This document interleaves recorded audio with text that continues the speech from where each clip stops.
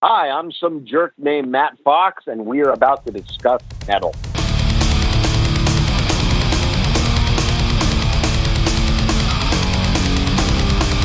This is the Discuss Metal podcast, hosted by Dan Terry and Joseph Wren, featuring Matt Fox of Shai Hulud. Presented by discussmetal.com. Well, Joe, we did it again. Discuss Metal Episode 3? We did. It was a lot of fun, man. I don't know about you, but I'm a huge Shai Hulud fan. I feel like I am more of a fan now than I was this morning when you called me and said, dude, Matt Fox from Shai Hulud wants to talk to us right now. Yeah, we did it, and it was a lot of fun. I think what made this interview better than any interview we've ever done is Muppets. Turns out, Matt Fox, huge fan of the Muppets. Huge fan. It's not turns out. It's kind of public knowledge, or I wouldn't have brought it up. But, we needed to dig into that a little deeper, and I'm really glad that we did. This was a lot of fun. It was less an interview and more of a conversation. It was more like a discussion. We talked about Shai Hulud's lyrics. We talked about their themes. And I'm not going to bog you down with this intro. Let's get into the interview with Matt Fox of Shai Hulud, and we'll talk to you guys after.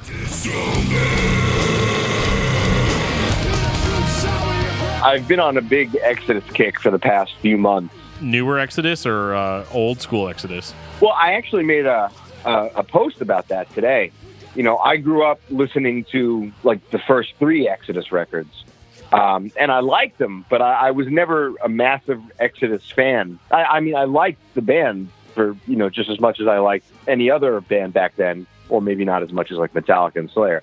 But I really became a massive Exodus fan when they released Tempo of the Damned in 2004. That record completely blew me away and made me like an Exodus super fan. And so now when I put on Exodus, sometimes I'll put on the classic records, but it's more often than not all the newer stuff. I think they're better now than they've ever been.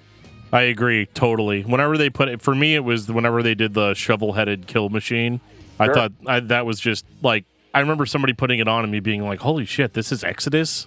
Because I had remembered, the old Exodus stuff, but yeah, I just didn't expect them to go so hard like they did. Yeah, well, did you ever hear the record before that, Tempo of the Damned? Yeah, Tempo of the Damned was really good too, but I only heard it after listening to Shovel-Headed Kill Machine. I'm one of those guys. I got into the late stuff, and then I went backwards. Sure. Well, like I said, I always liked the band, but when they put out Tempo, that's what changed me into a super fan. And then I followed them since then up, with Shovel-Headed Kill Machine, the Exhibition A and Exhibition B, up to the newest one, Blood In, Blood Out.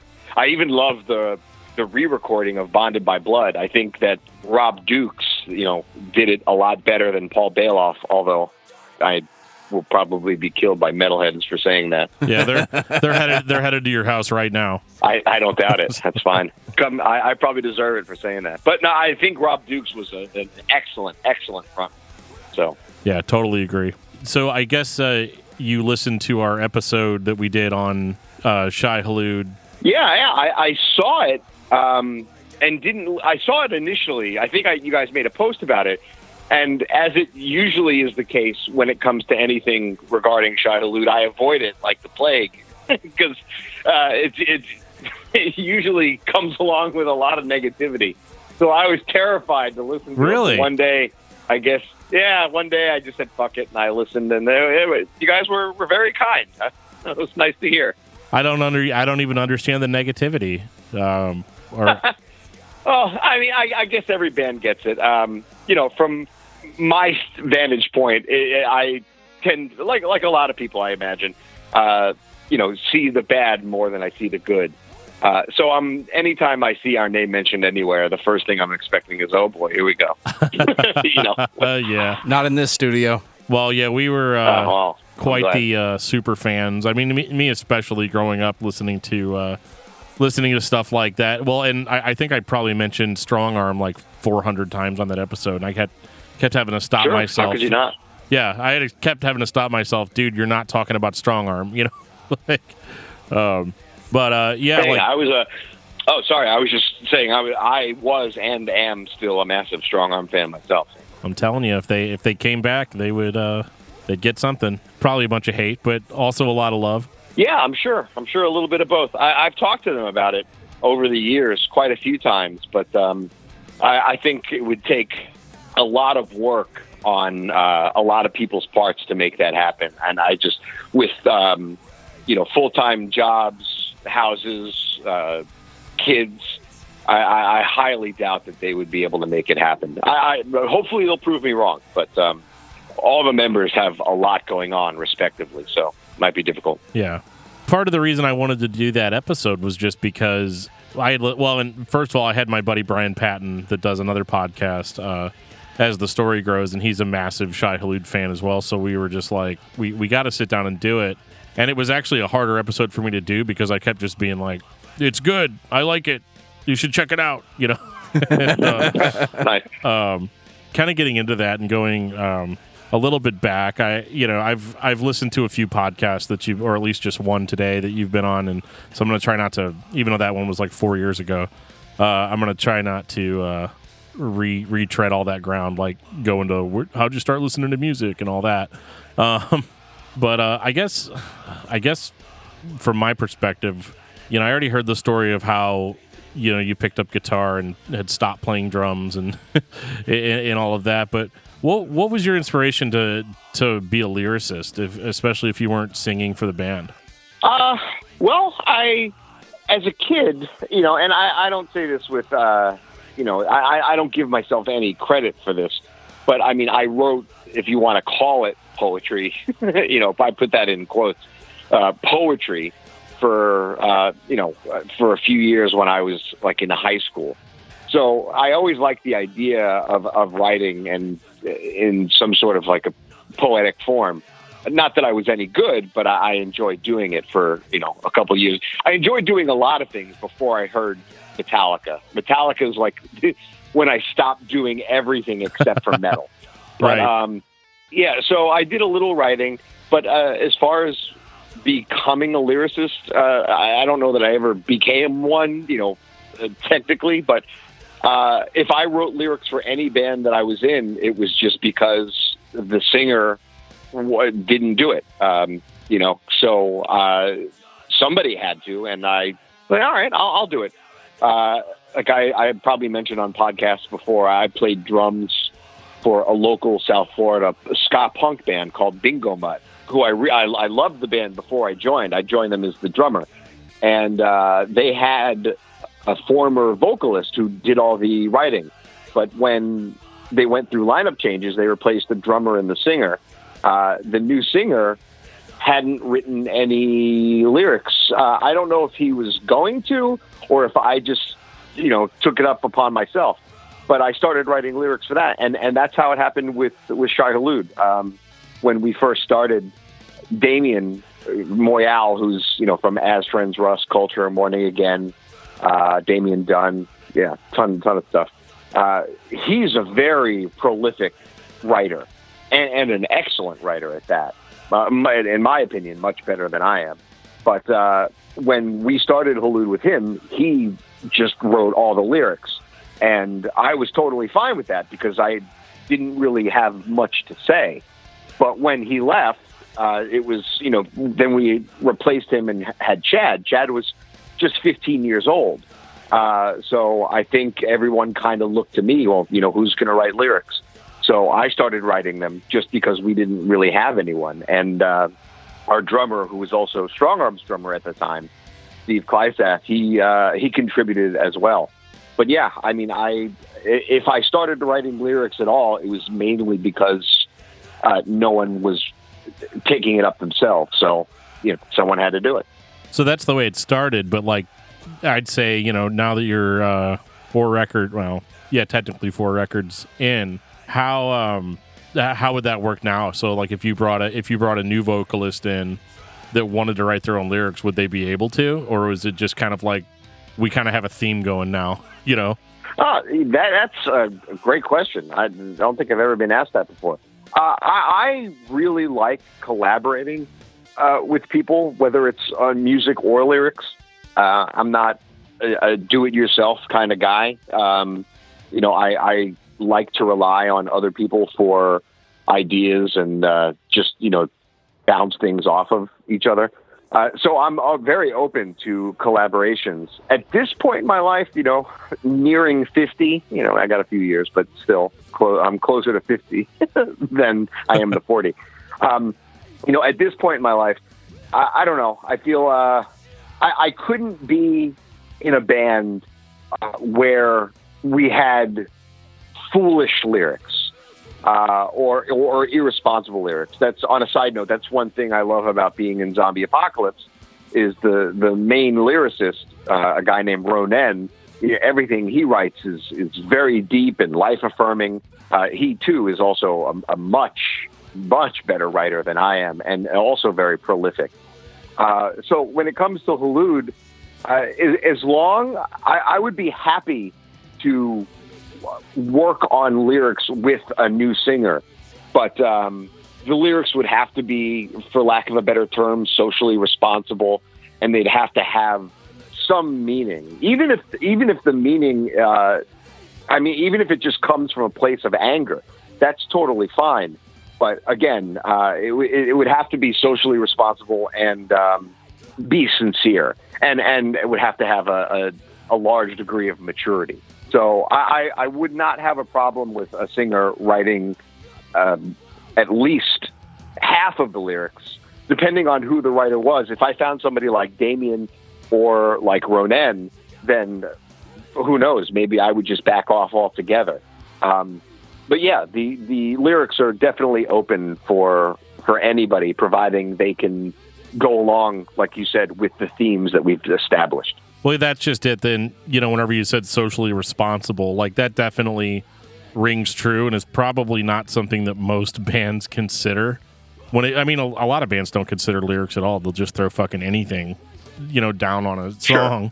And I can understand that, but with having the theme, obviously the biggest theme being misanthropy, being one of the biggest themes throughout the band. Is that something that just came, like, was it your intention always for the band to have kind of that misanthropic, if that's a word, theme throughout the... Yeah, that's the word. Yeah, theme throughout all of the albums? I don't know if it was if it was necessarily intended, because when the band started, I think I was 23. It could have been, the ideas for it could have even happened when I was just a little younger. So I didn't have any. Well, thinking as an adult back to how I was then, I couldn't imagine that I had any really deep thoughts.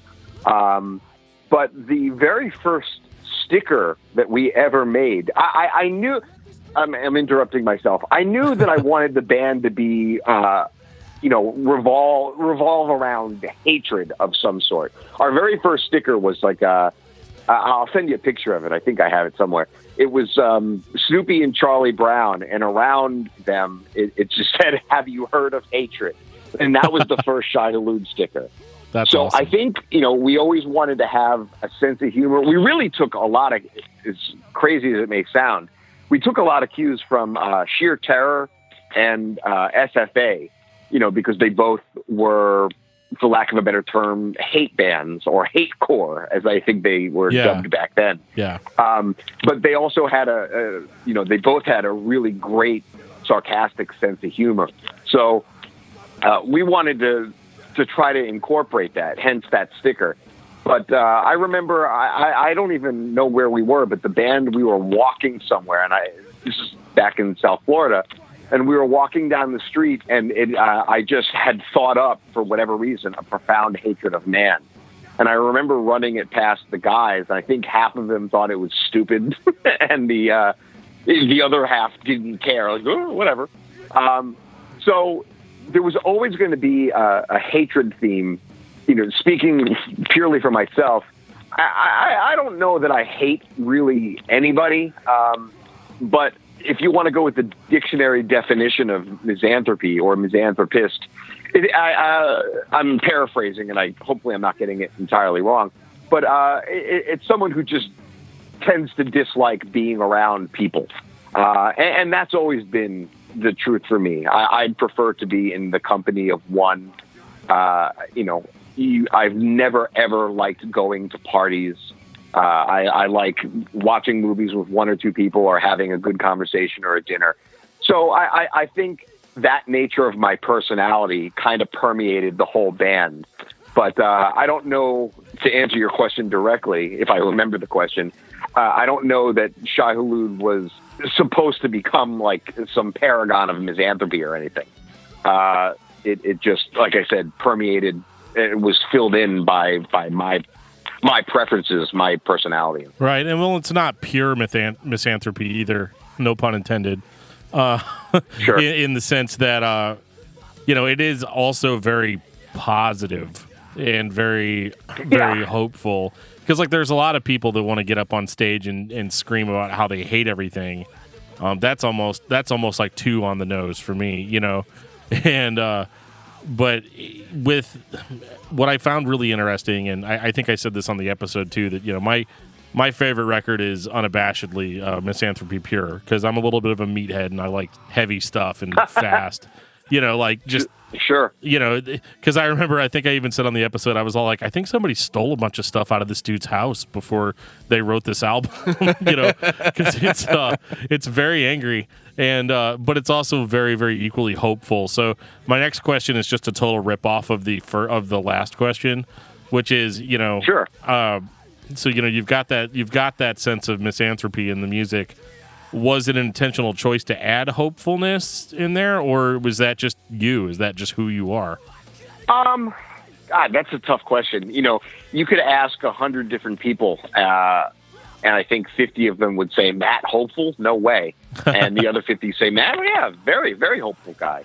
So it's tough to say. I mean, if you want to, boil it down, I guess you could say I would be more hopeful than not, which, may come as a surprise to somebody. I'm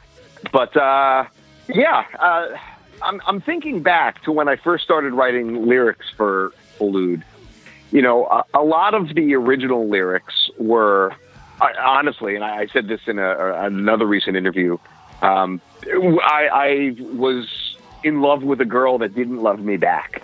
So a lot of the lyrics were very sad and depressive because it was about, love that wasn't returned.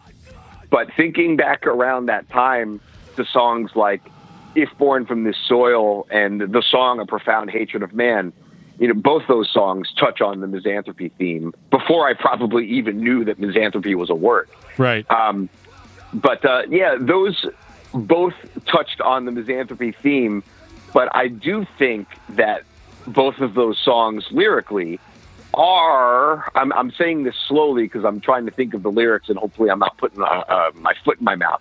But I think that they are socially responsible, at least to a degree, at least to as much of a degree as, that could come from a 22 or 23-year-old mind. Because, if you think about the song Profound Hatred of Man, it doesn't say anywhere in the song, at least not that I recall, that I want to kill people. It starts by saying, if these hands would only kill. Right. Which I can remember writing at the time or attempting to write at the time. It's like, I don't want to write about killing people. That's not me. I mean, I say that's not me, but then I think about when I was 13 and I wrote lyrics for my thrash band called Unwillful Demise, and the first song we wrote was called It's All in the Wrist, and it was actually indeed 100% about killing. So, well, that's different though. That's thrash metal. You got to be evil, Exactly. I mean, but it's funny because the song was about pure just going out and murdering people. So when I say it's not me, I'm talking about a somewhat mature, or at least more mature me at 22 or 23. So yeah, I think that was my first inclination that I wanted to be somewhat, again, to overuse the term, socially responsible.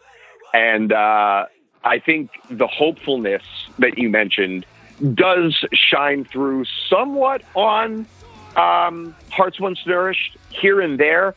But I really think that the hopeful aspect really came to fruition on our split with Indecision.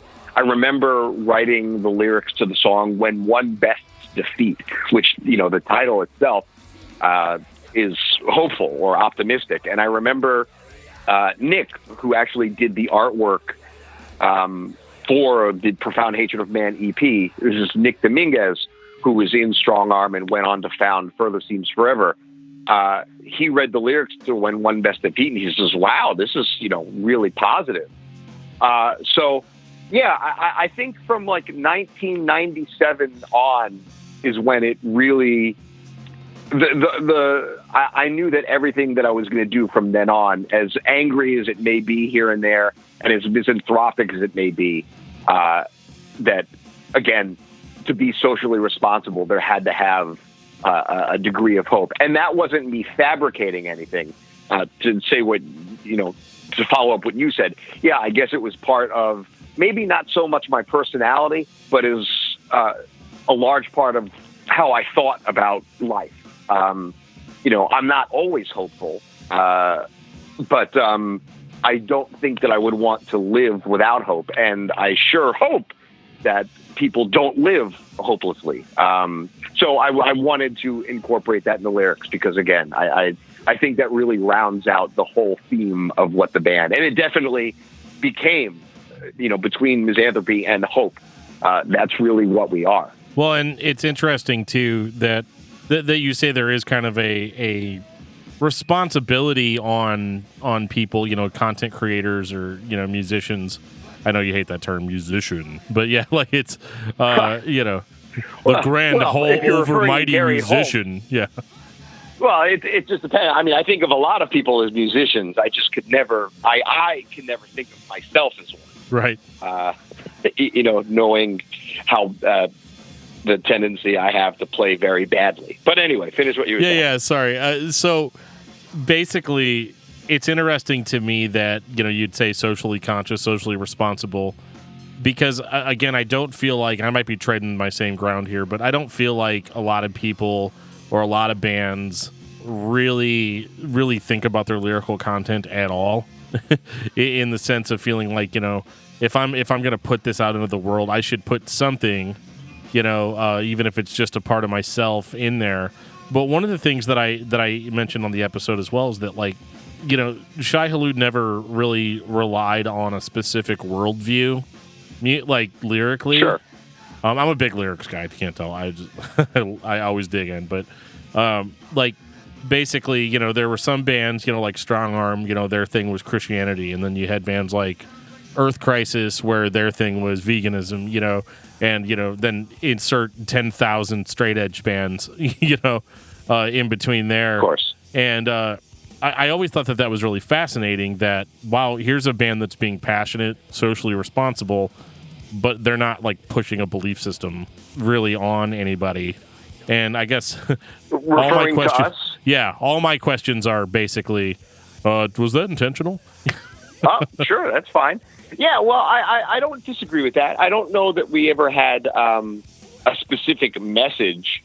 I was talking to a friend of mine not too long ago, and she said something about what the band and I stand for, and that made me think for a second. I thought, do I stand for anything? Does the band stand for anything? You mentioned Earth Crisis. Earth Crisis stands for straight edge and veganism.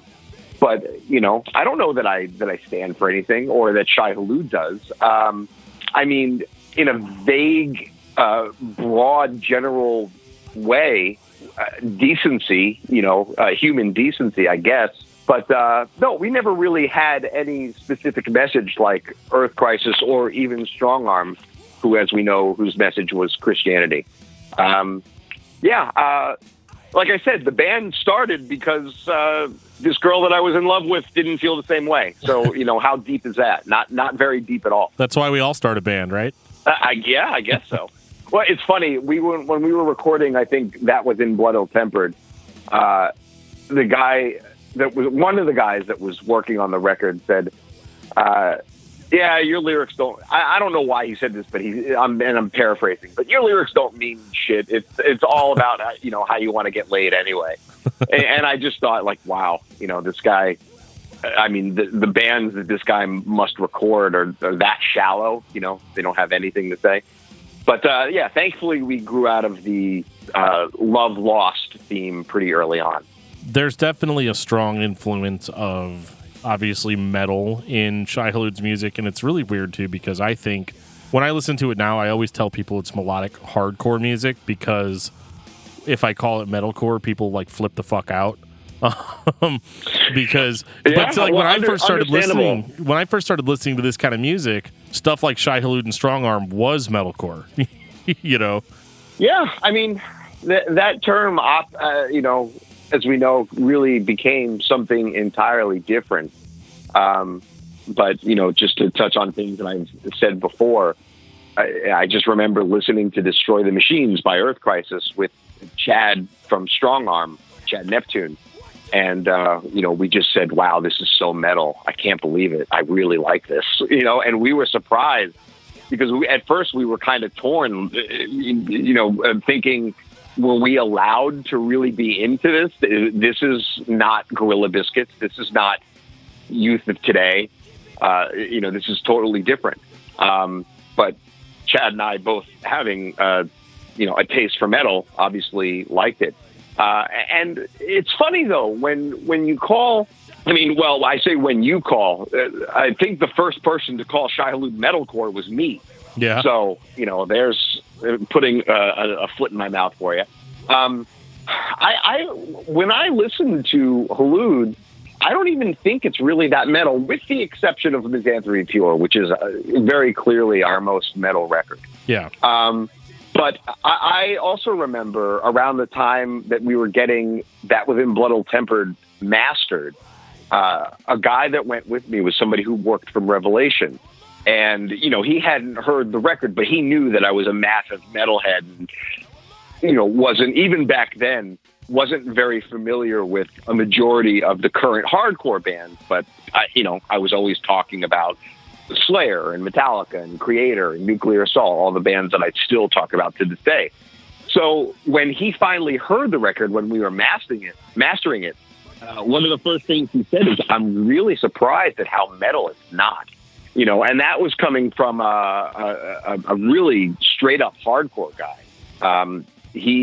I remember in his car, he had the on cassette, the Revelation, I think it's called The Way Things Were. I can't remember. But it's like the Revelation comp, and he had it on cassette. Like, wow, this, you know, this is a hardcore guy through and through. And he said that the record didn't sound that metal to him. And I don't know if I'm going on a tangent. I think I am. But feel free to rein me in somewhere anywhere. Totally fine. Tangents are allowed. Okay. But when I write, I don't typically write metal-influenced stuff. As I've said in other interviews, I learned to play guitar to the Bad Brains. Bad Brains, Circle Jerks, Misfits, Descendants, Minor Threat. So, you know, my style is very much a hardcore punk style. And also falling in love with bands like JFA, who's a melodic, well, they were called hardcore back in the day, but, you know, now would be considered probably a melodic punk band. And the Dead Kennedys, you know, they had more melodic guitar, more so JFA than Dead Kennedys, but they both incorporated some melody in their playing. And I think I was mostly influenced by that when I started writing for Hulud, much more than I was influenced by who's arguably my favorite band, Metallica. So yeah, even to this day, when I write stuff, whether it's for Zombie or Hulud, it's to me, it really comes from a more melodic aspect of hardcore.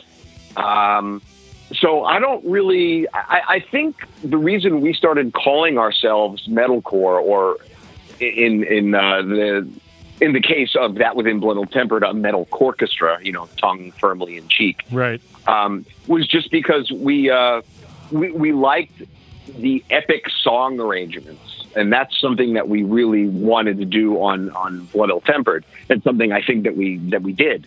And I guess you could accuse that style of songwriting to be metal. because, you know, I guess you don't hear typically hardcore bands with you know, epic song structuring. But as far as like metal riffage, I don't think you really get that from us until Misanthropy Pure, unless you or anyone else has another opinion. But from what I can think of off the top of my head, that's where most of the really metal sounds, like metal riffs, came from, more so than any of the records before that. I think that for me, it was the complexity of the songwriting itself. Not necessarily that I'm going through with a notepad and writing down, okay, here's a metal riff at 38 seconds, or here's a, you know, like that sort of thing. It was just kind of I think it was blend. at 42 seconds. Oh, yeah, 40. You're right. Sorry, my bad. That's the cassette version. There you go. It's a little bit slower on the cassette, yeah. But the right, for me, it was just the complexity of the songwriting.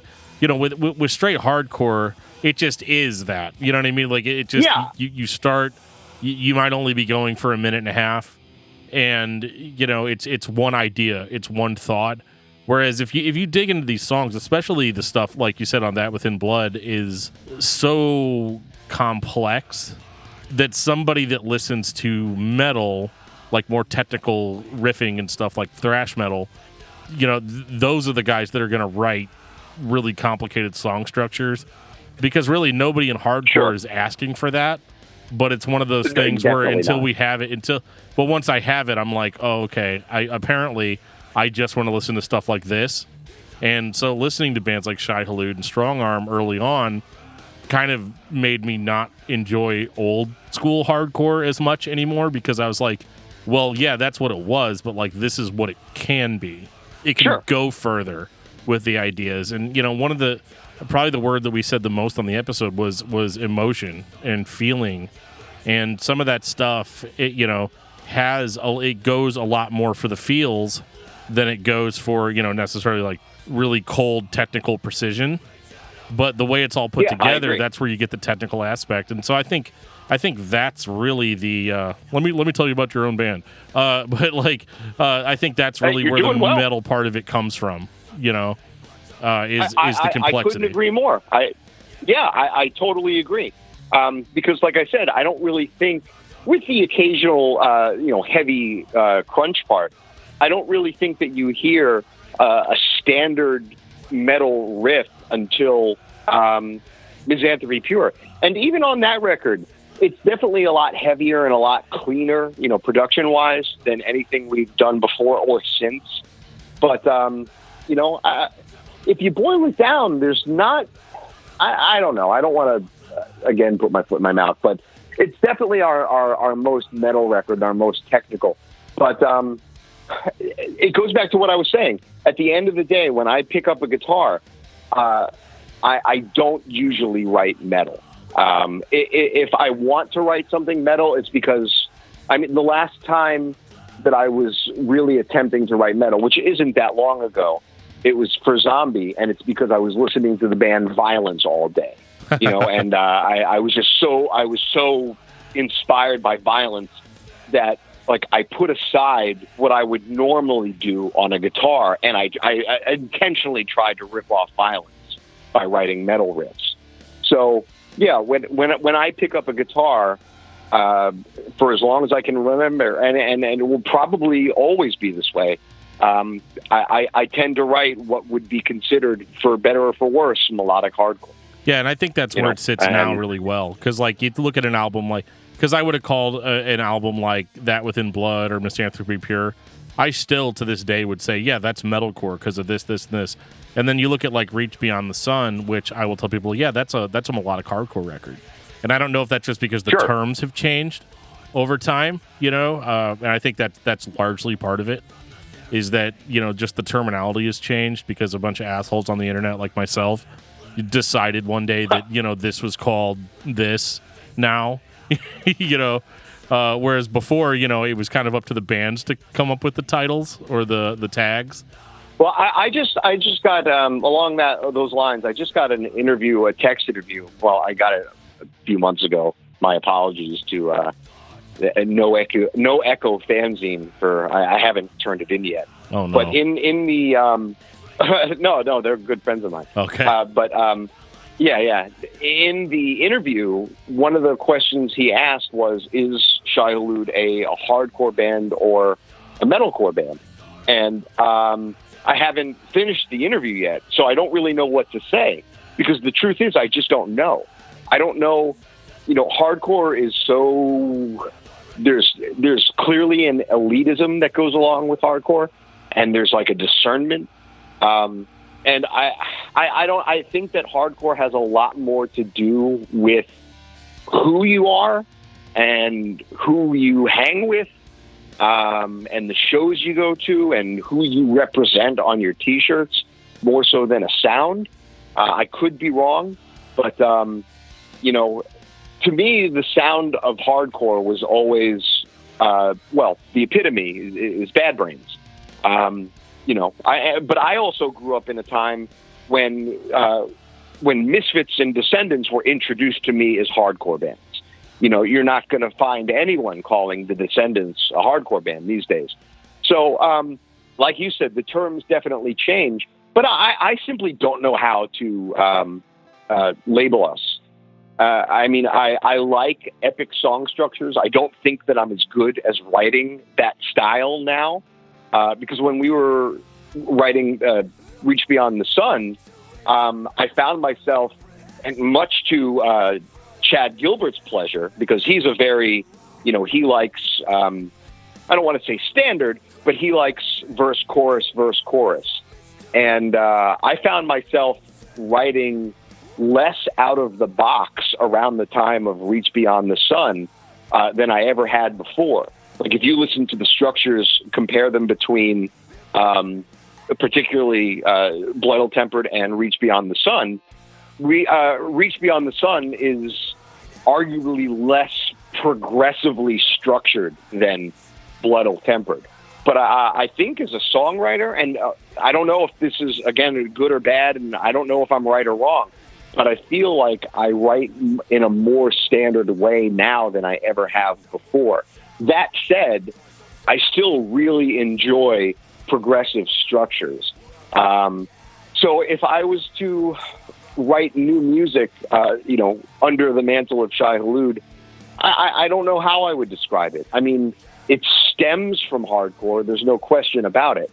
And there's metal influences, no question about that.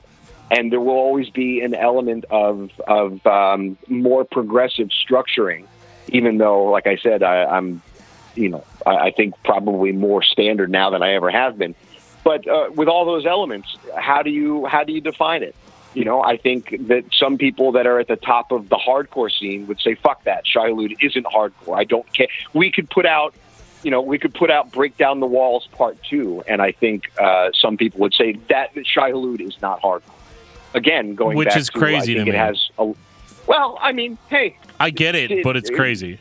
Like, yeah, well, I don't disagree with you, but I think, and it's always been this way for as long as I can remember. Like I said earlier, I don't know if we were recording when I first picked up the phone, but I said that I grew up a metalhead, and when I got into hardcore, I put away metal for at least 2 years, if not longer, because it simply wasn't as cool. Right. You made fun of the metalheads. If you had long hair and a Metallica shirt, and that was me for, a large part of my teenage life. But by the time that I got into hardcore, if I saw you wearing a Metallica shirt and you had long hair, I'd think, yeah, you kook, you poser. Fucking burnout. Because there's something about hardcore that just promotes that kind of elitism. Like, we're into something just a little cooler than you're into. So, and myself as a person, I've never been into, well, aside from like I'm saying, when I was a teenager, but as an adult for the past 20 some odd years, I don't follow trends. I don't hang out with people. I like who I like, and I spend time with people where our interests are board games and movies, much more so than hardcore.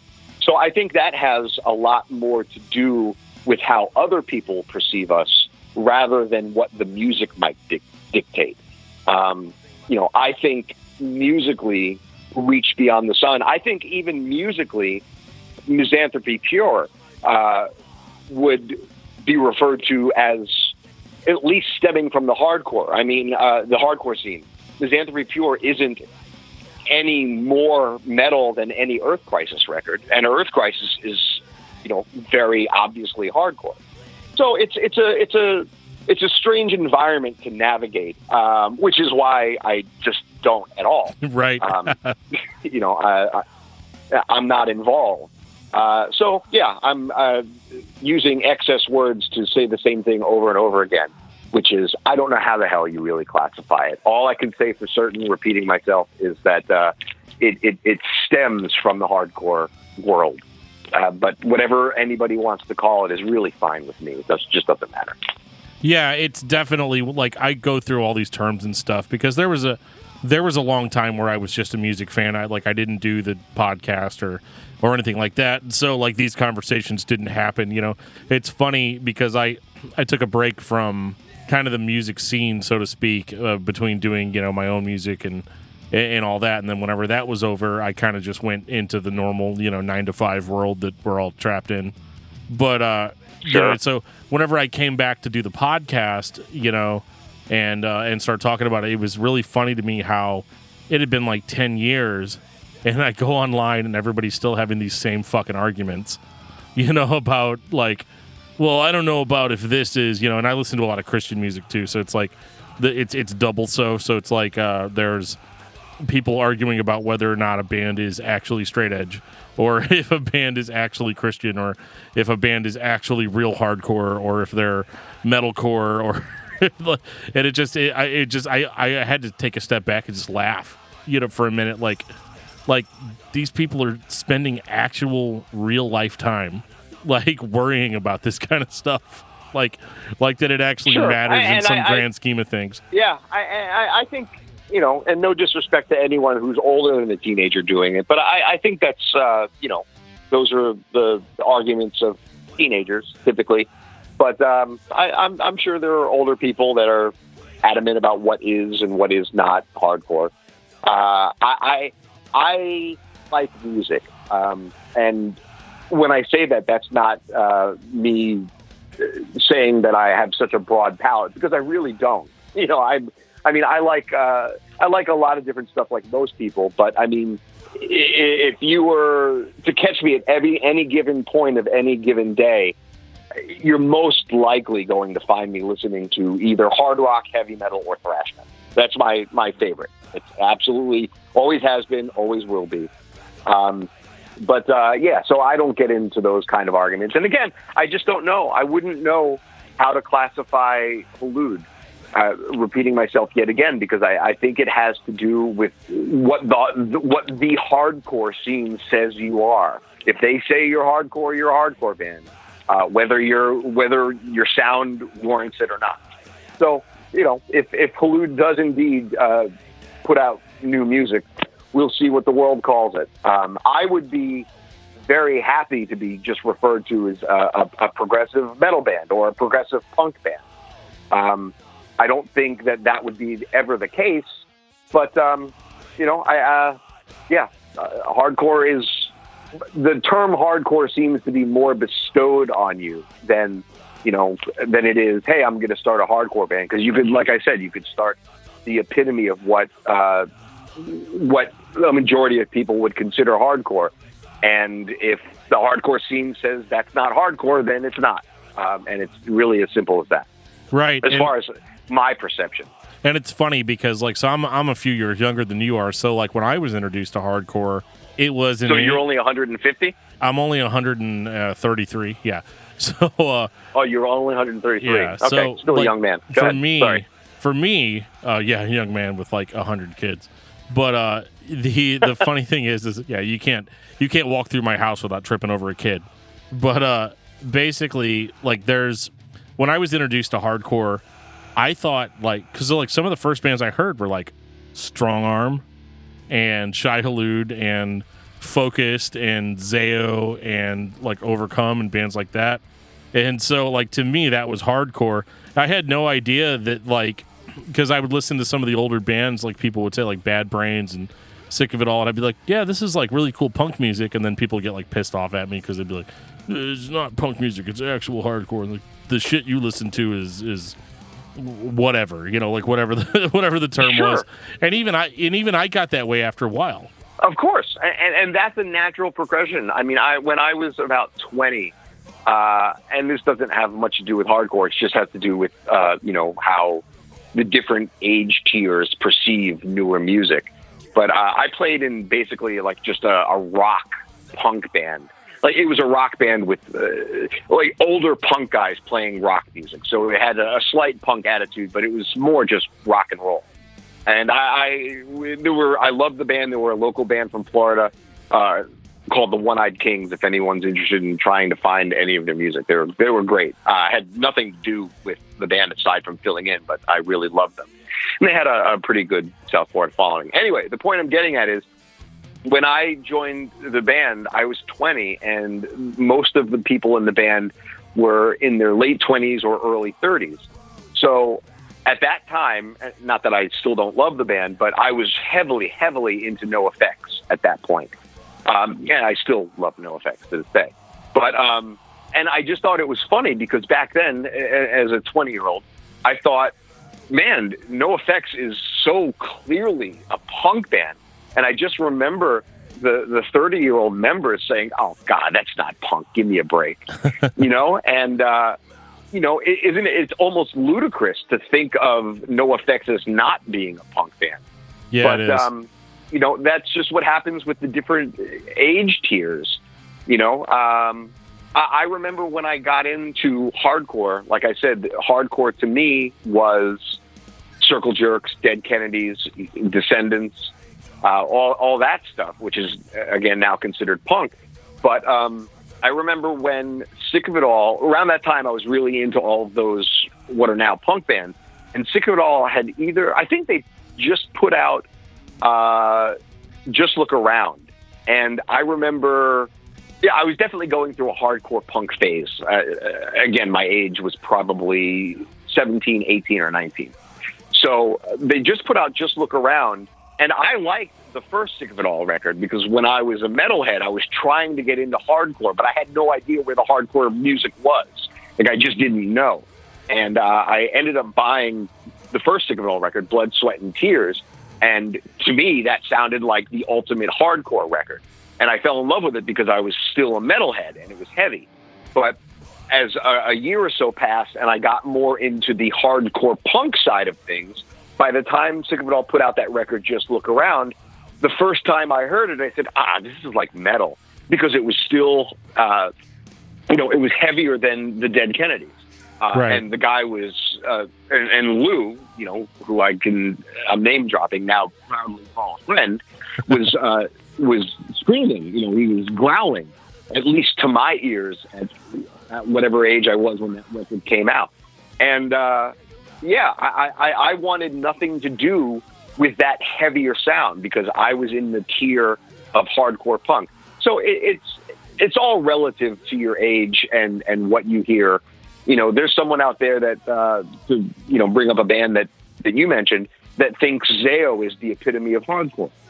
Someone that was going to hardcore shows in 1982 would laugh that person off the planet. You know what I mean? Because what does Zao have in common with, I don't know, Battalion of Saints or SSD? Nothing. So yeah, of course it's all relative, and the older generation is always going to get pissed off at the young kids. There's no other way about it. Give me like 10 years and that's what this podcast will be. It's me being like, get off my lawn, kind of stuff. And, I think we've beaten that horse to death, so I'll move off of it. Sure. Okay. So like from your perspective, like all the bands that came after, and whenever I say came after, like these bands that got massively popular that straight up like quote Shai Hulud as an influence, like does that affect you in any way or make you feel like you have to live up to like a certain level of playing or classic? Because I do consider Shai Hulud a classic band because I'm not that old, so and it's been over 20 years, so it counts. Like, how do you Sure. quantify that, I guess? Well, I don't think that I have to live up to any other band's standards or level of playing, because as I've stated somewhat briefly earlier here and in many other things, I'm not a great guitar player by any means. I'm on my best day, I'm competent. You know, on my best day, it's like, all right, so he can play. You know, he doesn't suck. But I'm not a great guitar player. I never learned how to shred. My strength in writing, if I have a strength, would I think be just maybe a different angle, a more less approached angle, and a creativity in general. So when it comes to living up to things, the only thing that I try to live up to is what I've put out before. So, you know, if there's a band that says they're influenced by us and they're shreddy and can shred circles around us, that definitely doesn't affect me or what I put out in any way, because that's simply not what I do.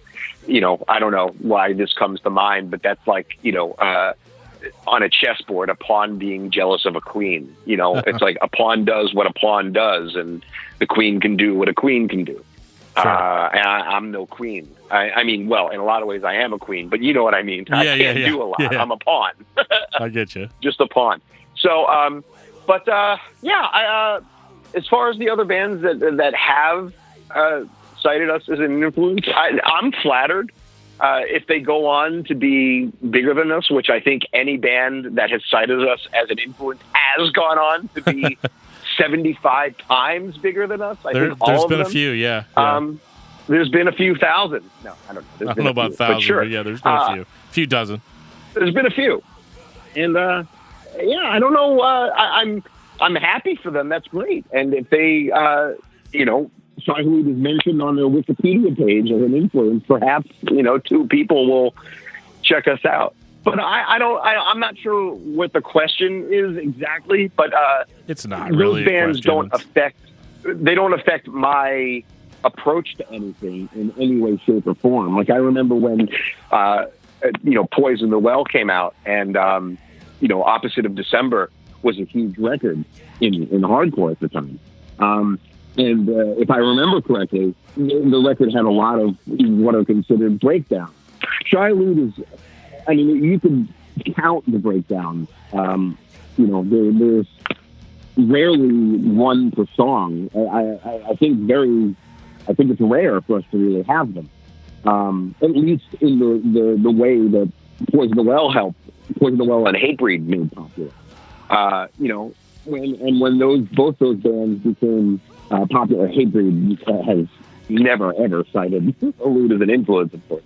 But going back to Poison the Well, it didn't inspire me to write more breakdowns. You know, in fact, the next record we put out after Poison the Well became big was Blood O' Tempered, which probably has the least amount of breakdowns on any Shai Hulud record. So again, if I'm answering your question appropriately, I wouldn't say that any band that cites us as an influence, their popularity has affected us in any way as far as creativity. I mean, maybe upon occasion we would grumble and be a little jealous, but sure. It never affected our songwriting, where we said, okay, we need to sound more like this band. I mean, that's never ever come into play. Yeah, I think that about it. I was like, I'm trying to think of what my question even was, because it wasn't even a real question. But that's fine. I try. I don't prepare for these, so it's hey, neither do I. And I mean, the amount of excess words I use and the talking in circles that I do is just is astounding. So forgive me ahead of time. No, you're fine, man.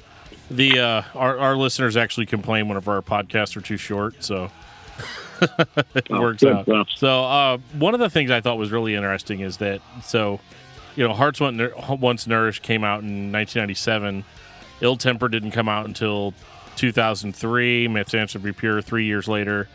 And then, Reach Beyond the Sun was 5 years later.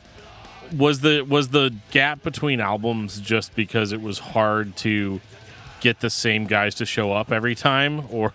I think there's been a few reasons.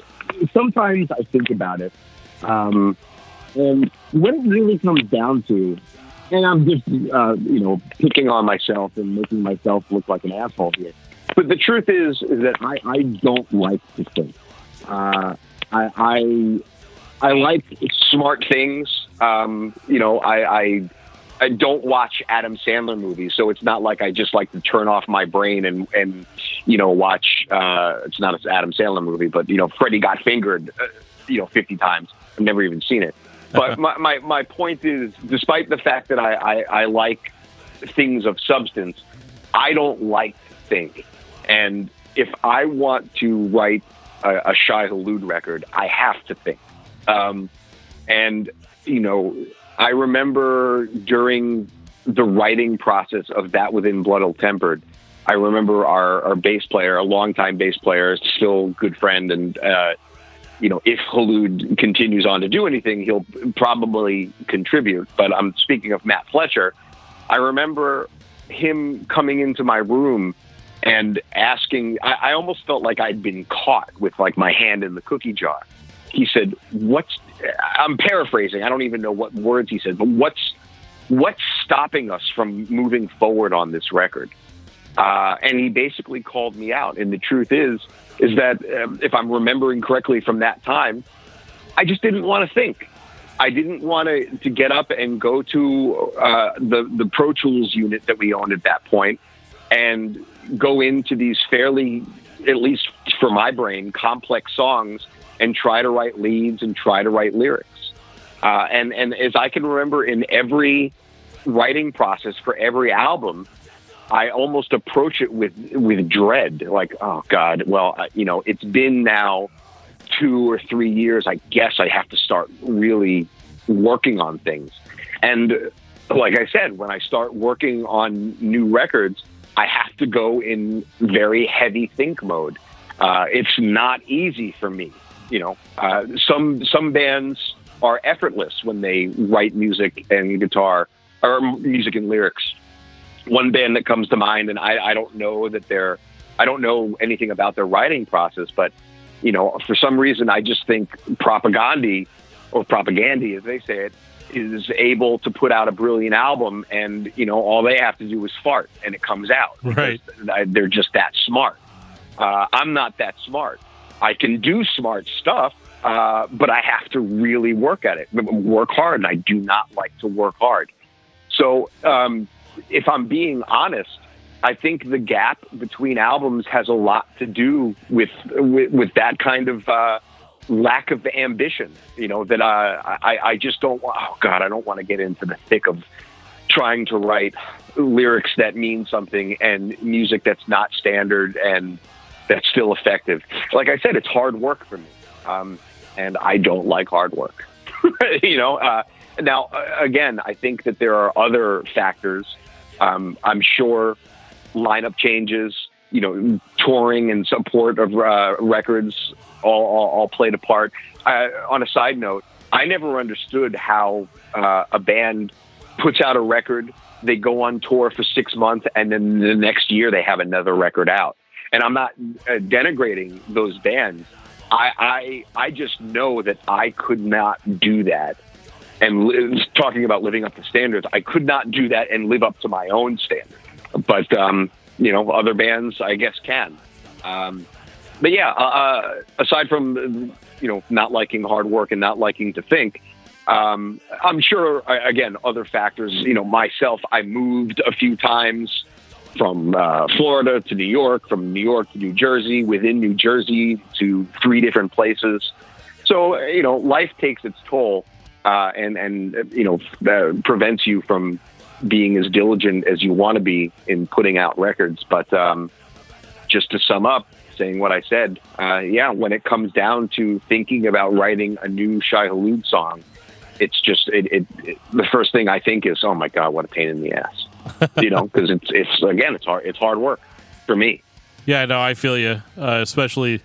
Even like with what we do, all we do is we'll pick a band every week and talk about all their albums. So like if that band is like Testament, it's going to take a while. And so I'm like, man, I don't know if I want to if I want to listen to all these records, even if I like the band. It's one of those like, not only do you have to listen to the records, but you have to like come up with something to say about it that's not just I like it, I don't like it. Sure. You know, and that's it's funny just because when I talk to a couple friends about things, they say, well, when it came to your music, you worked hard. And I said, no, you just think that.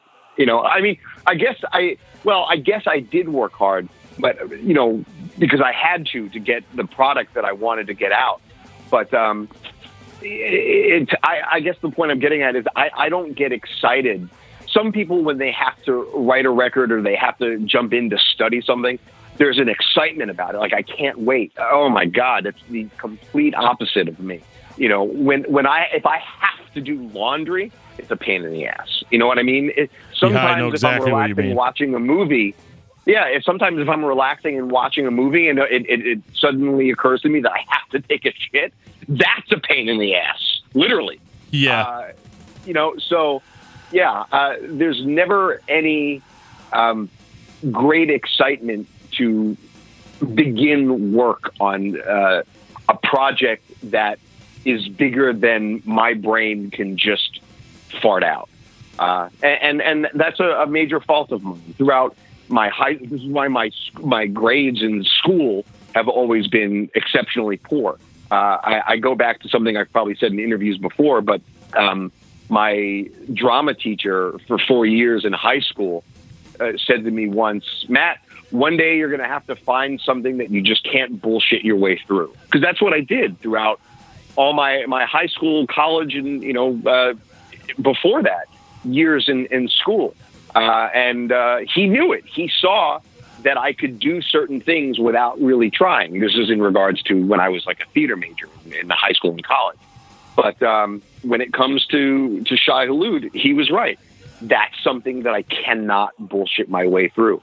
If I want to put out the record that I think, however many people are expecting, I simply cannot bullshit my way through it. And to not bullshit my way through something, once again, requires a lot more work and a lot more thinking than I'm usually willing to offer.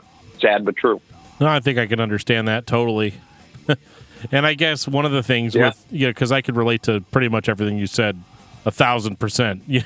Like, sure. It's definitely like, even like for me, like, so my wife goes to bed at like, I don't know, like 10 o'clock at night, but I've always been a night owl, so I'll go to bed at like 2, and for some reason still able to get up and go to work at 6 o'clock in the morning. But wow, I couldn't do that. Well, it's just you get used to it after about 15 years. But sure, that's all it takes, 15 years. But like she'll just ask me to do the simplest thing, like, hey, can you start a load of laundry, and I'll just hang it up tomorrow. Yeah, sure. And I'll like go downstairs with like the greatest intention of doing that, and then I'll start listening to a record or something, and sometimes I'll just fall asleep on the couch or whatever. But it's just like that feeling of not wanting to be bothered. I totally get it. Like, I mean, I feel the same way about the podcast. I feel the same way about, Sure. work to obviously a much larger extent. None of us really want to go to work. It's just a means to an end. Yeah. Well, you said something about, you can't be bothered. If there's a mantra that I have that's always going through my head, no matter what it is, it's like, oh my God, I can't be bothered. Right. It's that I'm not proud of this. That's just how I am, and I've never been able to break out of it. I mean, every 5 years, I'm able to squirt out a record, but that's my mantra. I can't be bothered. And well, again, you're overdue, sorry. Sir. You're overdue. Yeah. I definitely am. I realize that. Well, the new zombie EP came out this year, so that was something. You did do a thing. That's true. Yeah. Yeah. So I don't think that I'll ever stop creating at any given point, where it's just over. But the fact that Hulud is not, or Zombie for that matter, is not full time, it does make it more of a breath of fresh air, and it does make it a lot more fun. Because when it comes down to writing new zombie stuff, I am excited to do it because it's not a job. When it comes to things that I have to do, I have an instinctual or instinctive. I'm adverse to that. But now when I think about zombie stuff, I get excited. Like, oh, cool! This will be fun. So I guess it just comes down to do like what you said. If you have to go to work, it becomes a pain in the ass. Totally. I totally hear you on that. Yeah. Well, that's me, unfortunately. We definitely appreciate you taking the time out to talk to us tonight. Is that it? Oh, you want that? You want to go for longer? We can go longer. This is my Friday night. This is my party. So, all right. I'm happy to chat if you want to chat. Oh, I can keep chatting. Like I said, I have no plans tonight, so this was my entertainment for the evening.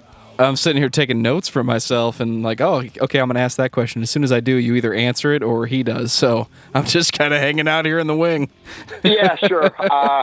I've gotten that a lot. I talk a lot, as you can tell. And so in one question, if there's any related questions, I pretty much cover those in one answer. I don't know what you do for a living, but I'm pretty sure you're an engineer.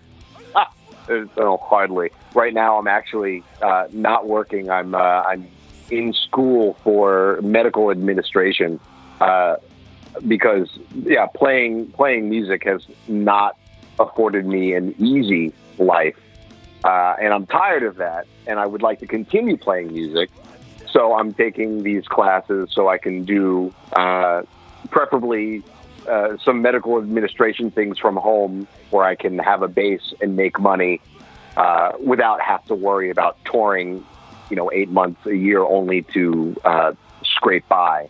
So the plan is to be working in medical administration at some point. If, I never become a Hollywood writer or a TV writer or a heavy metal player as a profession, which is, at 46 years old, it's not looking good. I did it for as long as I could until, the lack of income, really put me in a position where it's like, okay, I have to have a financial base because Shai Hulud is simply not giving that to me. So who knows, after I do establish that, playing music might even become more regular because it'll be easier to sustain myself while doing it.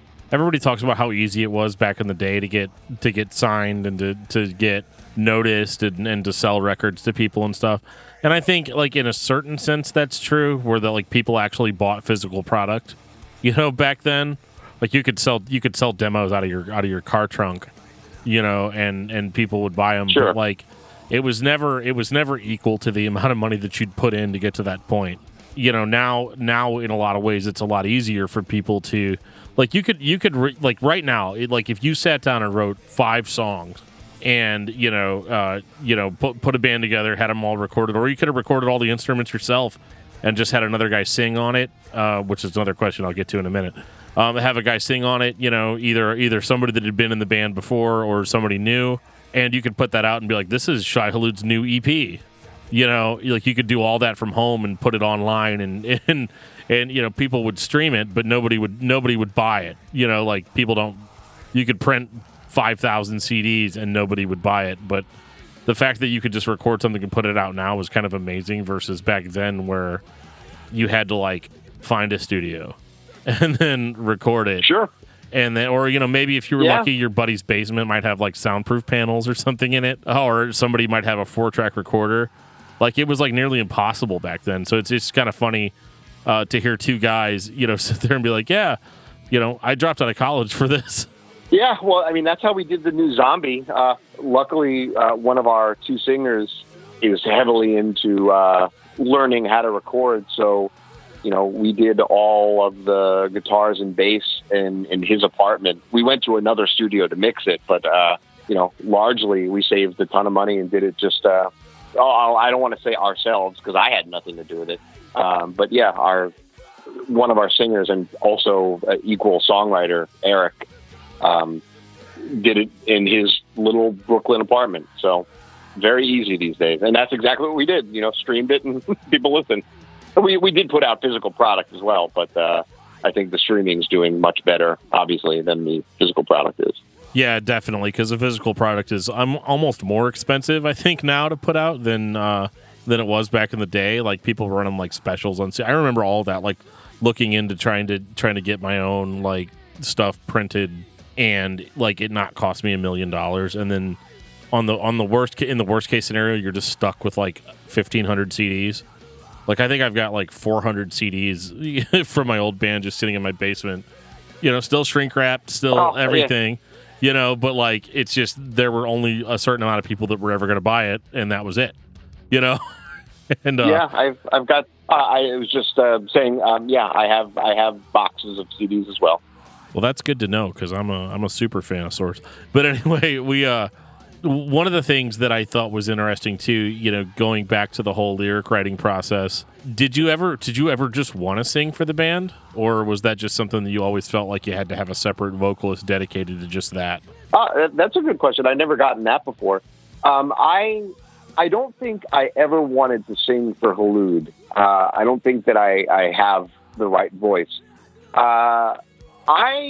Every once in a while, I could muster up a decent screaming voice, but again, it's definitely not the typical voice that we've had for Hulud. I wish I could do that, but I can't. So no, I've never really thought that I could sing for Hulud. I've always thought that it had to be someone else. But I have had other projects in mind where I thought, you know what, fuck this. I'm tired of having to rely on singers, and I was sick of singers losing their voices or doing things to jeopardize their voice, whether intentionally or not, so they couldn't perform at a certain show. So I was definitely inclined to start a project with a voice that I had that I could do. But again, that would take so much work on my part. I went to one singing lesson when I was really kind of hell-bent on doing it. And it takes so to really be, I think, especially for a screamer, probably a singer as well. I imagine it's just as difficult. But, if you're just some hardcore metal guy that's done backups his whole life or her whole life to try to just become a singer, I mean, you really have to work at it, and you really have to learn a lot of techniques to do it well and properly. I wasn't prepared to do that. way too much work. And then I would have to also learn to, scream properly over somewhat complex songs that I was writing. I was like, oh God, that would take forever. By the time, if I was ever ready to do it, I'd be like 70 years old. So I kind of abandoned that idea shortly after I had it. Yeah, I totally agree. Like, because I did lead screaming vocals for years, and what's weird about that is that like I got really good at it whenever I was like really plugged in, but like now, sure, I was trying to scream along to I think it was like a Hope's Fall record or something in my car the other day, and I just can't reach it. Like it's always been there, and then like I suddenly scream, and like what came out of my mouth was just like, oh my God. Like, what the fuck happened? And I can imagine, because I remember we recorded a CD, and like I did all the vocals, and what was it, Joe? Like 9 hours? Like it was just 9 hours of hardcore screaming. 10 songs, 9 hours, and 30 minutes the next day for the clean parts. Yeah, for the cleans. Yeah. Oh God. Yeah, it was rough, and like I can only imagine how hard it is to keep. Yeah, like the amount of work it would take, especially if you hadn't been doing it for years, how hard it would be to just kind of jump in. Like, I didn't really even think about that when I was asking the question. Like, I'm like, oh, why didn't you sing? I don't know, man. How quickly can you just pick up hardcore screaming and stick with it, Yeah, I mean, even when we were two things regarding the recent zombie apocalypse record, I remember I was doing some backups, little parts here and there. And by the end of the day, and I'm not a primary screamer. I was just doing like little sound effects and, little guest parts here and there. But by the end of the day, we had to do some backups, and my throat was burning. I couldn't even imagine having to do like a full day of screaming. And that's exactly what happened to the singer and songwriter that I was just talking about, Eric Dellen. When we did our last record, whatever that was, like 2003, he had this ability where he could just constantly scream or make these screaming sounds, whatever it was, and he could do it endlessly. And that's, 15 years later, he's not in that position anymore. And so, it's something that you, as they say, I guess it's not like riding a bike. If you don't use it, you lose it. And, so for me to actually try to sing for a band that I was going to do, like I've said this whole interview, it would take a lot more work than I'm prepared for. Definitely get that 100%. I'm going to ask you another really dumb question, and it's a total, is that intentional question? Which is, zero cleans. Really no clean singing on really any of the Shai Hulud stuff, yet the music is so melodic. Was that intentional? Yes, I think it was Matt Fletcher who said this one. Because we've gotten that our whole span of being a band. The music's so melodic. I mean, this would be great if you sang over it. And I don't remember what year it was. Probably around Blood Old Tempered, maybe a couple years after. But Matt Fletcher said, I think Hatebreed could get away with singing parts, clean singing parts, more than Shai Hulud could. And I believe that that's correct. I mean, I know that on some of the later Hatebreed records, Jamie did some semblance of melodic screaming, but we have yet to. I could never, as a 46-year-old man, could never say never to anything anymore. But I think it's very, very unlikely. And because when I listen to heavy music, whether it's metal or hardcore, as soon as a clean singing part comes up, I'm usually instinctively kind of turned off. That's not to say that I don't like some stuff with singing, but when I first hear it, it's automatically a turn off. And if I end up liking it, I have to say, all right, okay, so it's a singing part, brace yourself. And I have to allow myself to get into it. But it's typically not anything that I want from aggressive music. I prefer all aggressive vocals. So just that being the case, I highly doubt that Hulud would ever have it. If we were to have something melodic, I doubt it would be. It would. I can tell you this. I just said I would never say never, but I'm going to say never now.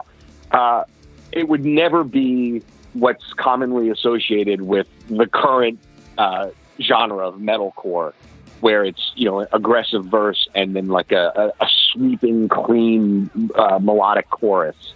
That you'll never get with us. I no disrespect to the bands that do that. I think it's a little corny for me. I don't like that. So if we were to do any type of scream or melodic vocals, they would be melodic screaming, kind of like what James Hetfield did on, Ride the Lightning or Master of Puppets. But we have yet to even do that, and I think is unlikely.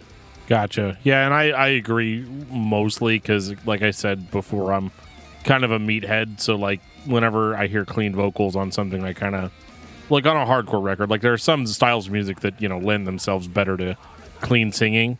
Whenever I hear a melodic chorus, especially in a hardcore band, I'm always like, oh fuck, here we go. And that was one of the things that we mentioned in the episode too, is we're always like, Shai Hulud doesn't really resort to any tricks, like the tricks that other bands use to try to evoke a feeling, or maybe, I mean, God bless them, just trying to get more people to listen to their record.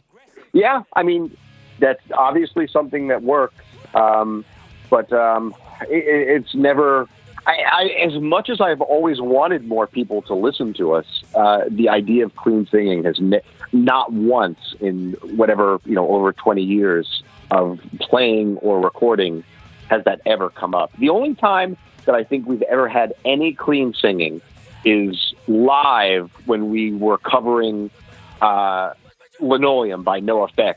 I think a couple singers, because they were big NoFX fans and they wanted to sing a couple of the parts. And if I remember correctly, when I heard them do that, I would give them a glance, quickly look live, what the fuck are you doing?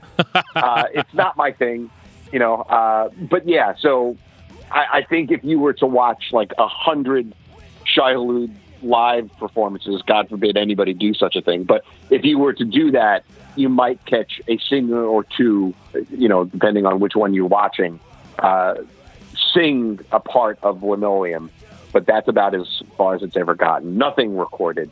And again, I would just can't predict the future, but I would say it's very highly unlikely. It would have to be an amazing set of circumstances.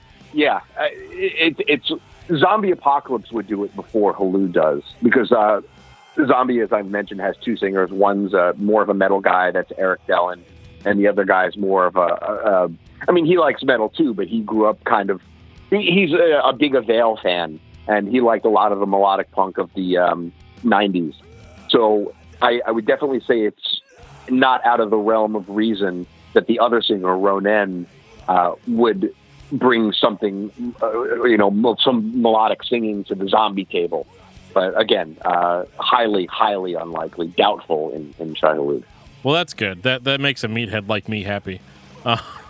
You're too punk rock, Matt. Makes a meathead like me happy too. Yeah. What's that? You're too punk rock, Matt. Oh yeah, I'm real punk. So punk. Yeah. Well, and speaking of that, to move on to a little bit more of the fun stuff. So I listened to an interview. Sure.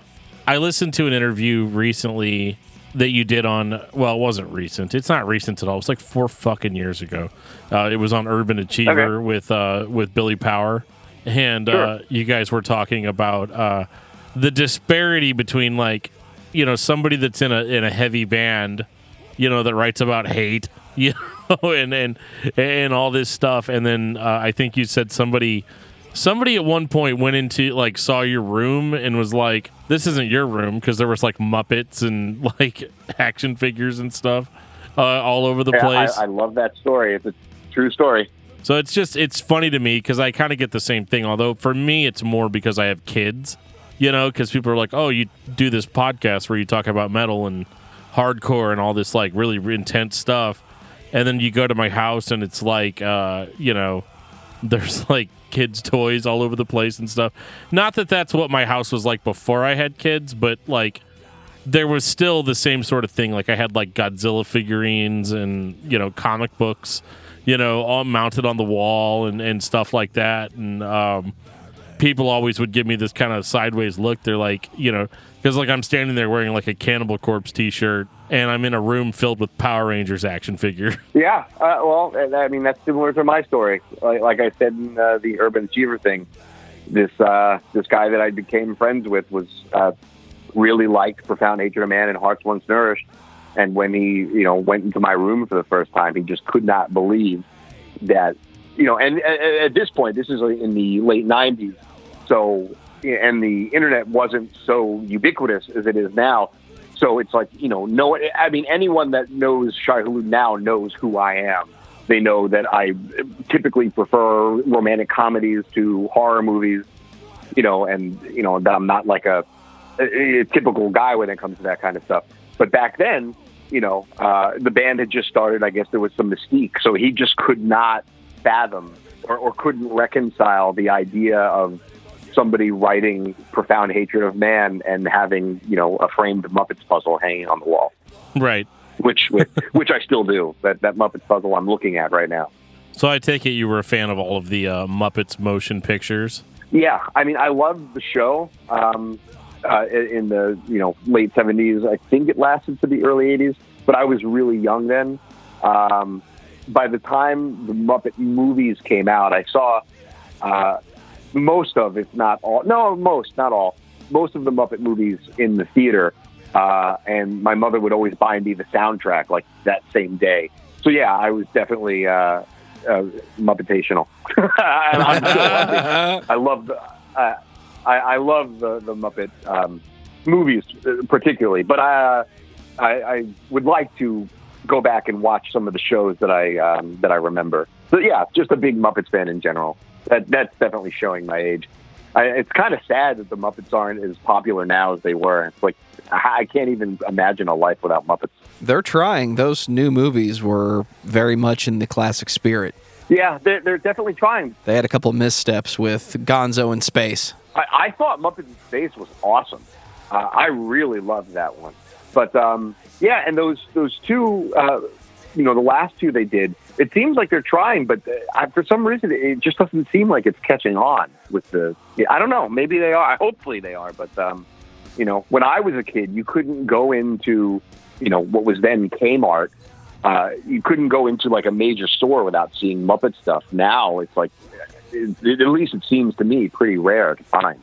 Do you have a favorite? Muppet. I do, and I got laughed at this one. Somebody laughed at me once, like hysterically, for saying this. But my favorite, I don't know why, has always been Kermit. I just love that fucking frog. Yeah, I mean, there's tons of the others that I love too, but my favorite has always been Kermit. I know it's a boring answer, but it's true.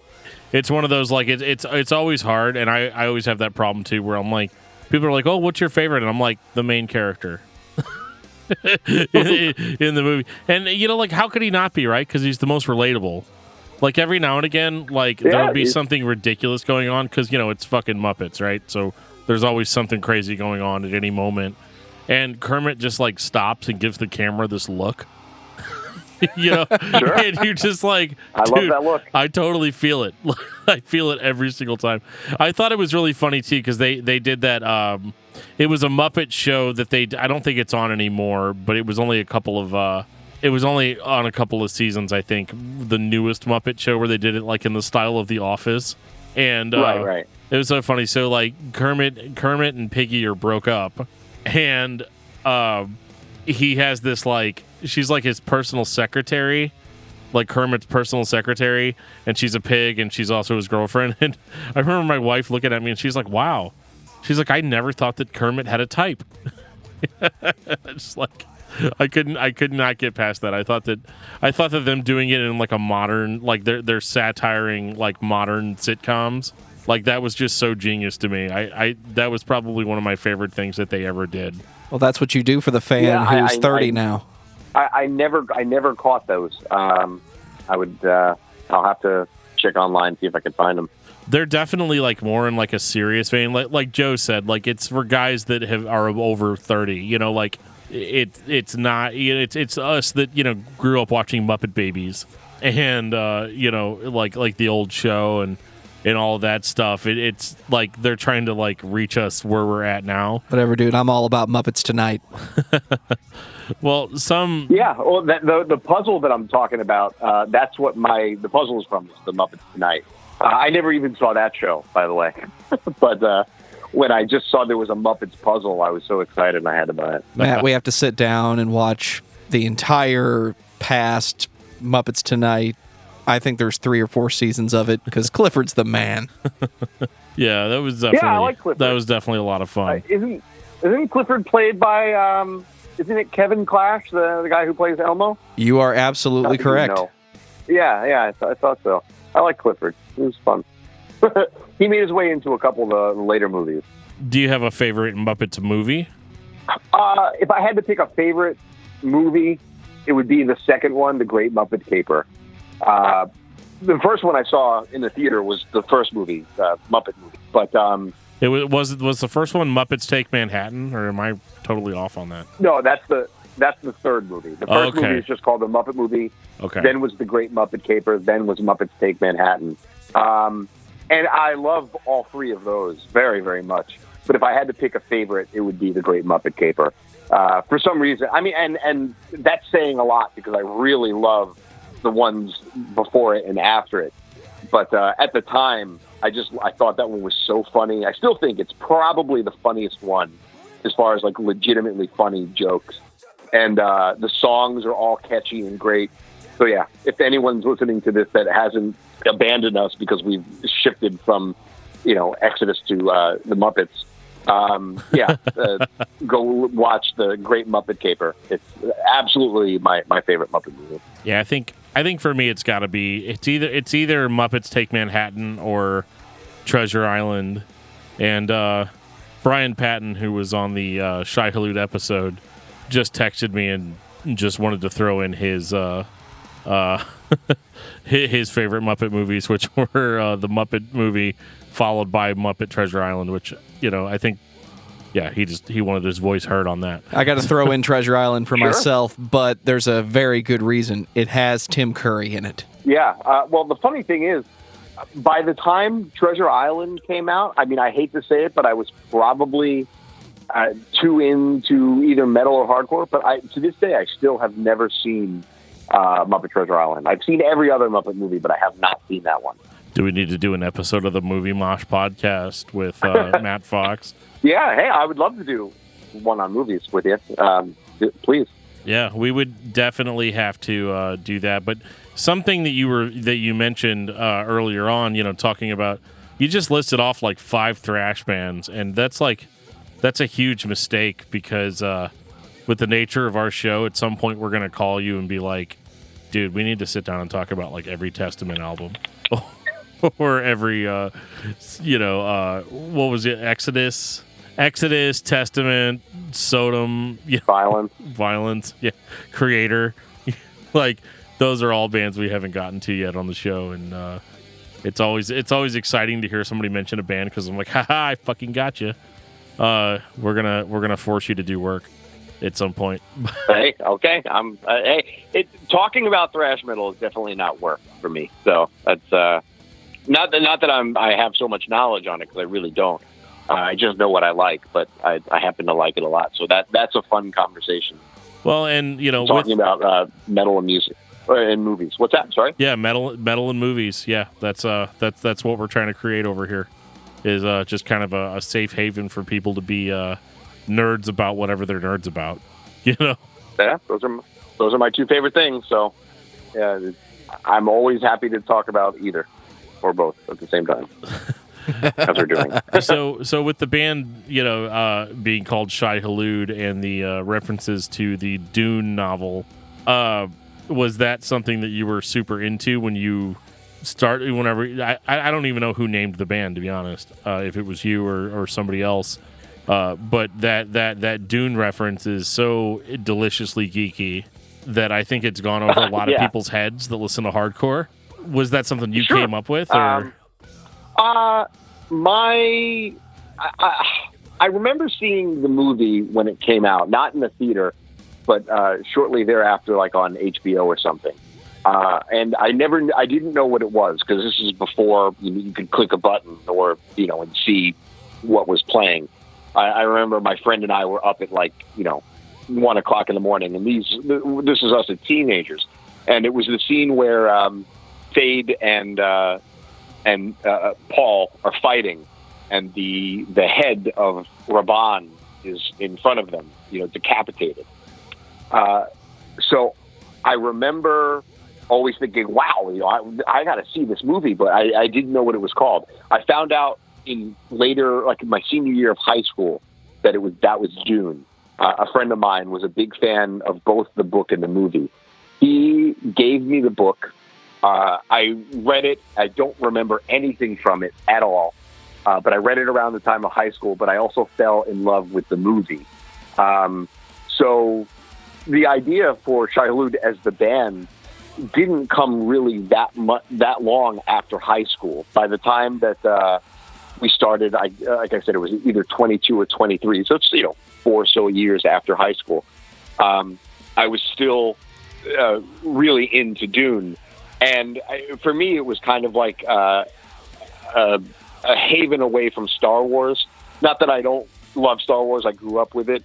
But at that time, it was just, especially in the hardcore scene, it was just so overly saturated that for me to be into anything else was just like, it felt fresher.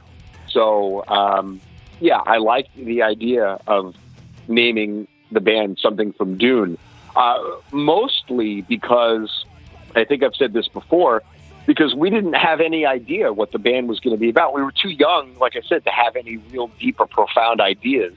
So, if I were to start a band now, I would want to come up with a name on my own and not take it from something. But, being kids that didn't really have many thoughts of their own, we wanted to take it from something that had like its own depth, something with a literary background. And we chose Dune, I think, mostly because it just wasn't Star Wars. And like I said, I was a big fan, particularly of the movie. And as far as how we got the name, it was a miscommunication between myself and our original bass player. He was watching the movie for the first time, and he called me. He said, "Hey, I'm at this scene in the movie. What's this thing called?" And the way he was describing it, I couldn't understand what scene he was referring to. So I said, "You talking about the big worm thing?" He goes, "Yeah, the thing with the spice." I said, "Yeah, that's the worm. It's called Shai Hulud." He goes, "I want to name the band that." And I said, "Okay." I didn't originally like the name because it had two U's in Hulud. For some reason, the two U's bothered me. So I wasn't thrilled about it. But I got used to it, obviously, pretty quickly. Then the funny end to that story is we were watching the movie together shortly after we'd already named and played a show under Shai Hulud and everything. And a different scene came up, and he goes, "That's what I want to name the band." I go, "Well, that's a Third Stage Navigator." He says, "Well, let's name our band that." I said, "Third Stage Navigator? No. We can't do that." And plus, we'd already played a show, or two. So we stuck with Shai Hulud, even though, like I said, it was based on that miscommunication. He wanted one creature, and I thought he was talking about a different one. That's how we ended up with Shai Hulud. So as far as what I gave to the name being from Dune was simply that I told the bass player, who I really started the band with, that, "Hey, let's name it something from Dune." But essentially, he picked the character. I just didn't know which one he was talking about. Again, that's how we came up with Shai Hulud. That is awesomely detailed. I love it. I'm going to call that a happy accident. Yeah. Yeah, totally. Happy accident. Yeah. Or if I knew what he was talking about, we could be talking about the discography of Third Stage Navigator. Oh, man, I don't know if I could have done that. That would have been rough. Yeah, I don't know that I could have either. I wanted to name the band originally Harkonnen. I just thought that sounded so fucking mean, so pissed, Harkonnen. But we went with Shai Hulud, and oddly enough, a couple of years later, a band from Seattle named Harkonnen did pop up. Really good band, too. So, yeah, that's really cool. That's the Dune story. Yeah. Well, what's I fun still like Dune. I need to reread it, but what's that? I haven't even read it. I've only seen the movie, so I'm like a poser or whatever the word is for that. Hey, I'm a poser too, and here's another funny little anecdote about that. I was talking to a friend of mine via text the other day, and she told me that I'm going to call the guy out. I don't even remember him. I remember meeting him and him being a really nice guy. But apparently it's one of the members of the death metal band Origin. And, okay. I'm a fan. I remember meeting them, and what I heard of the band I thought was really cool. But I remember meeting them in Europe, and I don't remember this conversation, but apparently one of the guys, whoever it was, I'm not sure which guy it was, came up to me and said, "Oh, so are you the Dune fan?" I said, "Yeah, I like Dune." And apparently he started talking to me about the novel or even the movie, and I had significantly less knowledge than he had hoped for. and he told my friend, he goes, "Oh yeah, they might be a good band or whatever." But I was really disappointed when I found out the guy who named it didn't really know much about Dune. So talk about a Dune poser. I mean, I've got to be the king Dune poser because I only have memories of the movie. I couldn't remember one aspect of the book if you put a gun to my head. I'd like to change that and reread it, but it's been so long, I have no memories. It's a lot of work, too. There's about 22 books. Good luck. Yeah, now with the sun taking over, I know there's quite a few new ones now. Absolutely. I would like to reread the book before this new movie comes out, because I hear it's going to be faithful to the book. So maybe I'll try to put in that kind of effort to read it again. It's hard, man. I can't think of the last time I read a fictional book that was enjoyable. And it's stupid because like I don't read that much. Like when I went head first into shit. That's pretty much all I do is like podcast shit now. But like I wish I did it professionally, but it's definitely one of those holes where like even like books and people are like, check out this book, and I'm like, oh my god, I want to check out that book. Like I want to check out people's recommendations because they're usually good. Like a recommendation from a friend is always better than an algorithmic recommendation. But like I don't know, man, to sit down and read a book that long, like in my state of mind, I almost feel like I've kind of crossed over from being able to just check stuff out anymore. Even when people are like, hey, check out this new band, I'm like, oh, fuck, not another band. There's got to be like a finite amount of bands in the world for me to check out. Well, it's funny, though, speaking of reading, because of Hulud's lyrics, which, I make an effort that they're well written. But, you hear me talk. I don't talk like Shakespeare. I talk like just any other jerk. I don't have the greatest vocabulary. I use words improperly, and my grammar is terrible. But, because of the lyrics, I've often, a lot of times, people said, you must have read a lot of Nietzsche, or, you must be really heavily inspired by the book by Mary Shelley, Frankenstein. Nope, never read Nietzsche, never read Frankenstein. Reading has always been very difficult for me. I love stories, I love movies, and I own many books. And actually, my favorite thing to do on tour is go into used bookstores. I love used bookstores. I love being around books. I love buying them with the intention to read them. But reading for me has always been a huge chore. I don't know if it's ADHD. Or maybe I'm just dumb. I don't know what it is, but getting through an entire book and comprehending it the way I'm supposed to has always, for as long as I can remember, been very, very difficult for me. And it's a shame. I was looking through some of my books the other day, things that I'm just really dying to read, but I know the struggle that awaits me if I, once I actually delve into it. So it's a shame, but I'm not much of a reader myself, much more of a movie person. And even sometimes watching a movie takes me more effort than I'm willing to put in. I think probably like the rest of the world, especially with, everything at the touch of your fingertips these days. My attention span, it's definitely hard to keep my attention. Yeah, totally. I love. Sorry, go ahead. Please. No, you're fine. Go ahead. I thought you were done. Oh, well, I'm never done. So, but don't interrupt as much as you want. Noted. No, I was just saying it's just a shame because I love books, and I love literature, and I love authors, I love thinkers, but actually reading is difficult for me. So I was just saying that again. Well, and I'm largely the same way about video games. Like I loved games as a kid, like Nintendo games and stuff.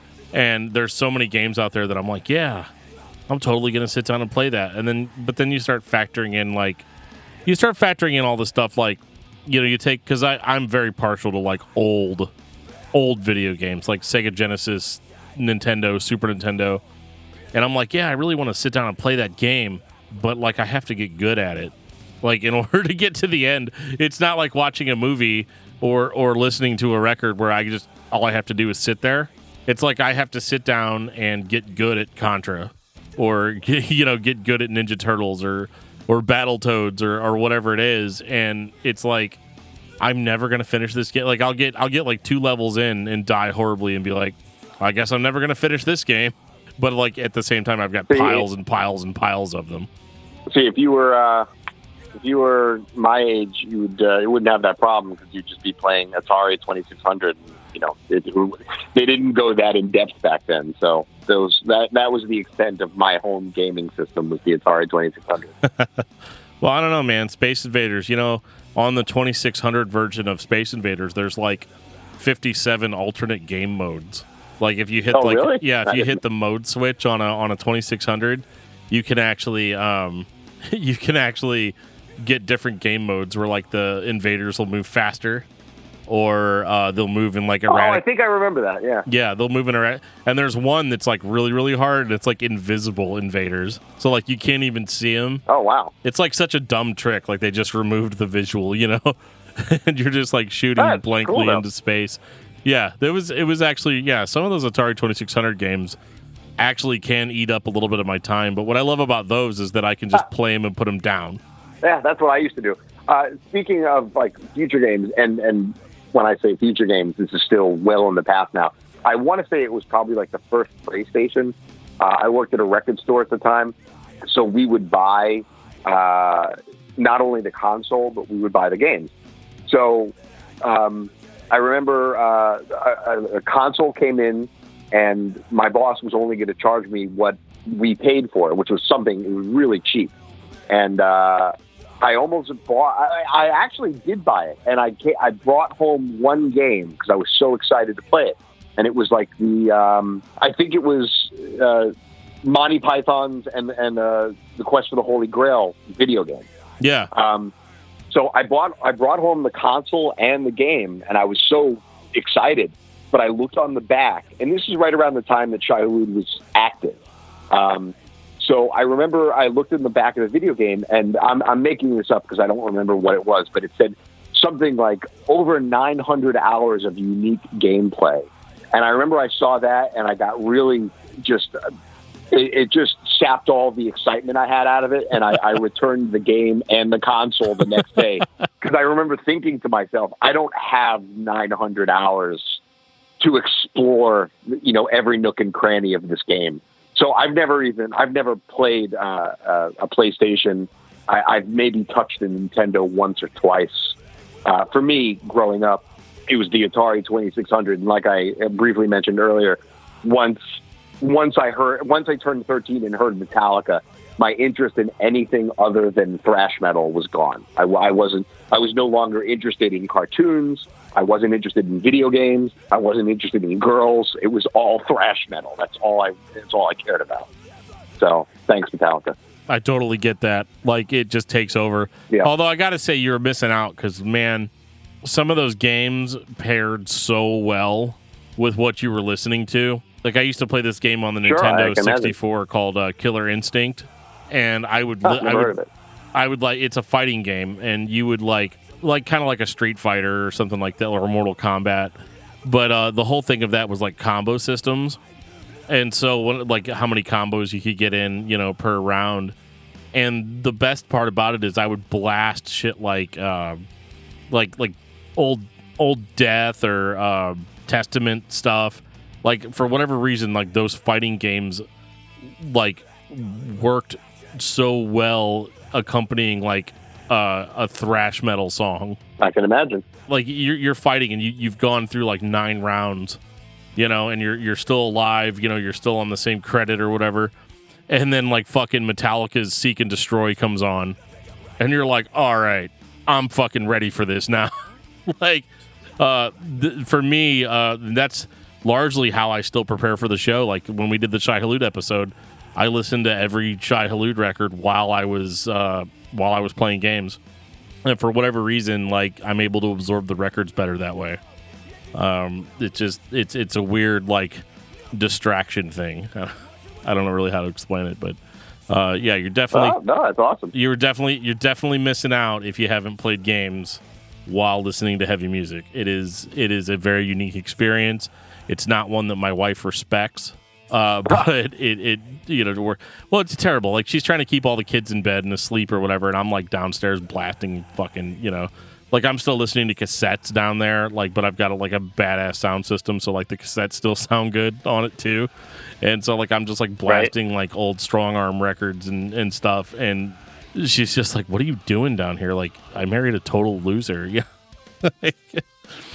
But, I'm sure I did the same thing with the Atari 2600, but it was before Metallica, so it was probably Def Leppard or, Wasp or Motley Crue. Or Kiss, yeah. Or, I didn't get into Kiss until I was, maybe around that time. Maybe Kiss. But probably more so Def Leppard. Def Leppard, Motley Crue, or Twisted Sister, for sure. Twisted Sister was a huge one for me. Oh man, yeah. It's funny how the geekdom kind of can influence the music too, and kind of go over the heads of the people that are listening. Because like I heard Shai Hulud before I saw Dune, so it was definitely one of those like moments. And I think that's really a lot of fun. We mentioned on the episode the song, I think it was The Consummate Dragon. Sure. Being like a Tolkien reference. Yeah. And like it's funny because whenever I approached the band for the episode that we did, because I'd always been a fan, but I never really dug like that deep as we have to for the show, and I was like really surprised at how many like geek. I don't know if geek's like a derogatory term. I apologize, but just like geeky, fun, nerdy sort of content thrown in there that probably went over the heads of a lot of people that were listening to it. We've always thrown a lot of fun stuff. Like if you ever heard our first demo, which was put out on a CD, we opened it with a sample from Beetlejuice. Hearts Once Nourished closed with Aliens, and the sample before My Heart is from Groundhog Day. I remember an early shirt that we made. We even superimposed, like in a crowd shot, we superimposed Arnold Schwarzenegger as Conan.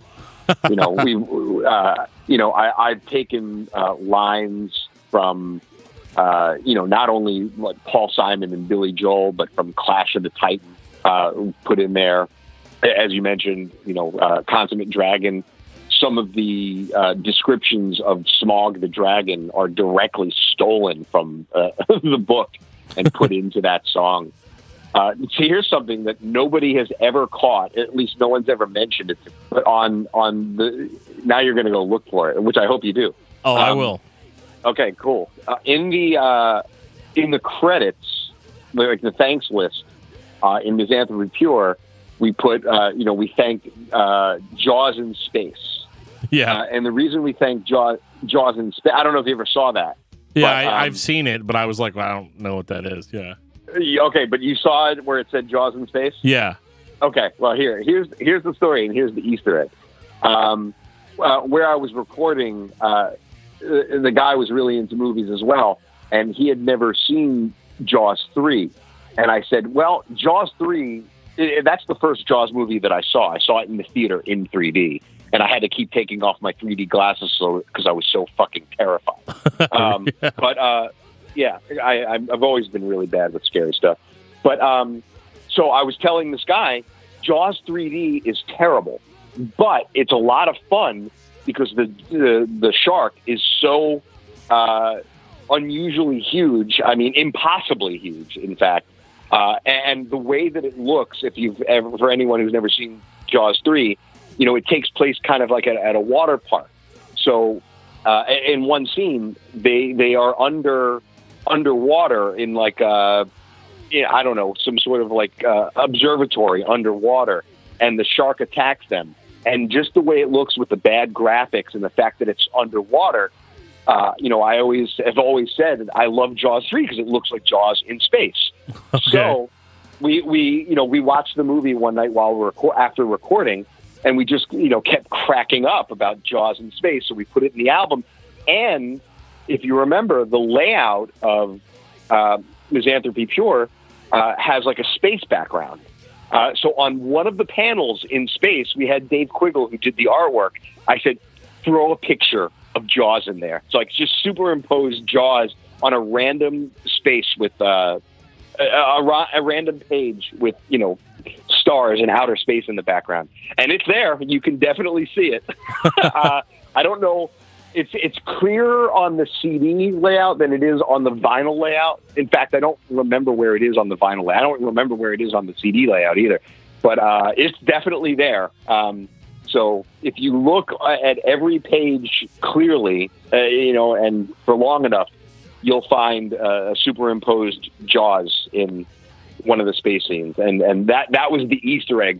And I was hoping that somebody would connect that we thank Jaws in space, and then you see Jaws in the layout in space. But this is the first time I've ever mentioned it. Like I've wanted to make a post about it to see if anyone ever got it, but I never got around to it. I'm So, definitely going to go home. That's going to be the tagline of the show. I'm going to go home. Matt Fox explains Jaws in space. Yeah, we'll give no other information, like that it's a regular interview. Like, we'll just be like, yeah, Matt Fox explains Jaws in space. That'll be all the show notes. Yeah, I have to. Now I'm actually going to see. I don't even know if I own the Misandry Pure on CD, but I got to see if I do, so I can see if I can find it myself. I definitely do. I don't have the vinyl, but I'm definitely going to go home and go through the CD and look, and I'll fucking take a screenshot of it and send it to you. Do it, please. Yeah. I just looked at my collection. I don't even own Misandry Pure on CD, so I can't look. Yeah, if there when did the vinyl if you find come it, out? definitely post a screenshot. What's that? Sorry, I'm curious now. When did the vinyl come out? It came out at the same time. Oh, okay. So it was so part of the original release. Okay.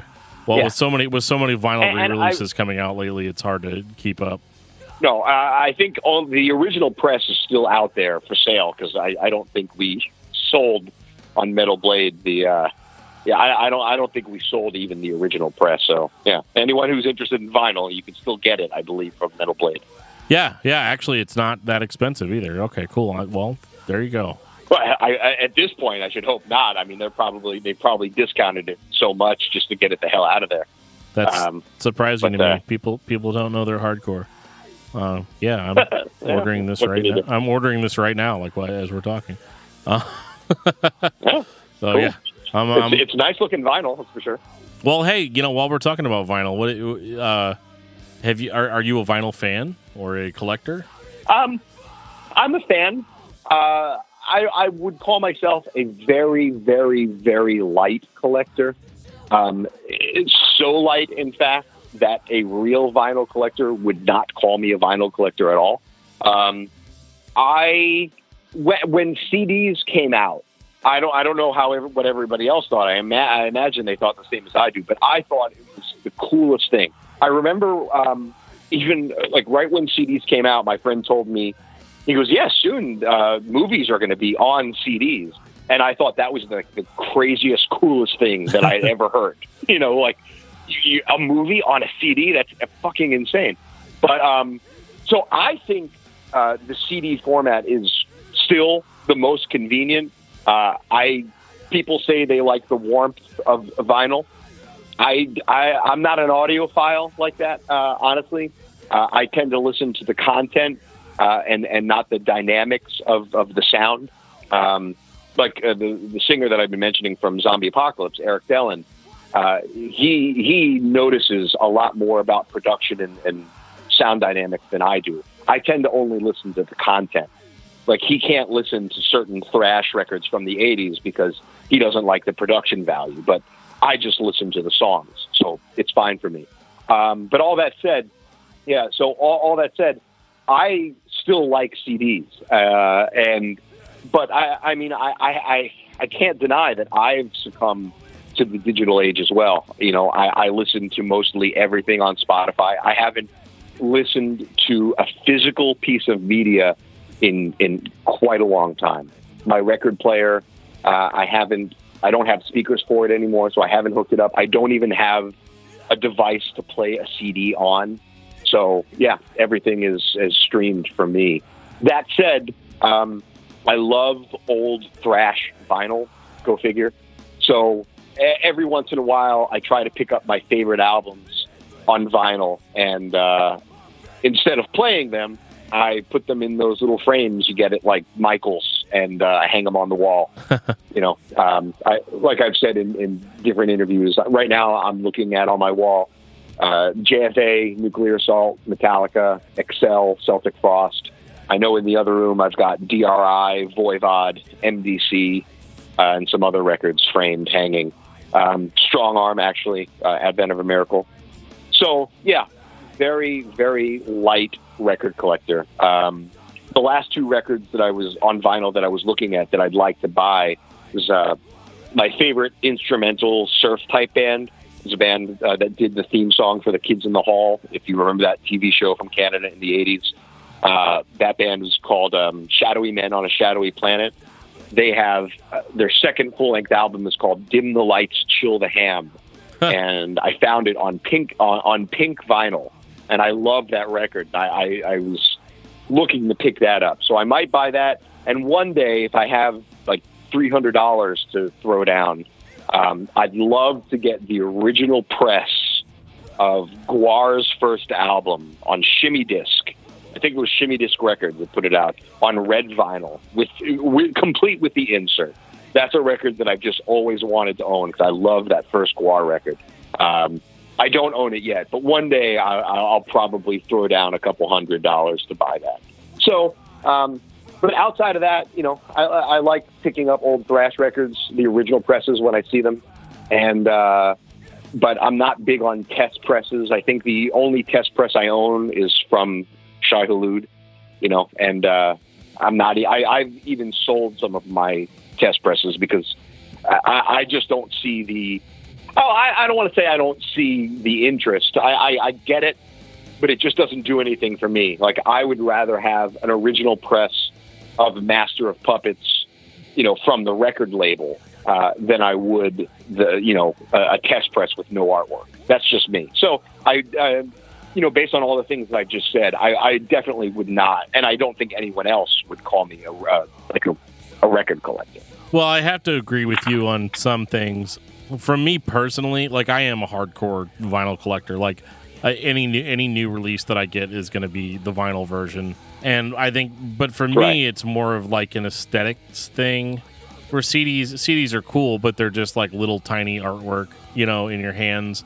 Whereas something like, speaking of Misanthropy Pure, which is a record that I love, is, I like that Dave Quiggle artwork, like, up front and center. Right. I like seeing that, and I like all the different intricate things. Like, I collect old death metal records. Like, that's kind of my shit.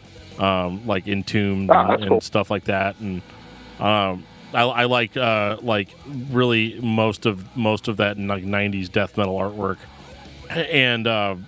But I do think that there's a little bit too much put into the sound of it. Where people are like, oh, yeah, vinyl, it sounds more warm, or it sounds more whatever term you want to use to describe it.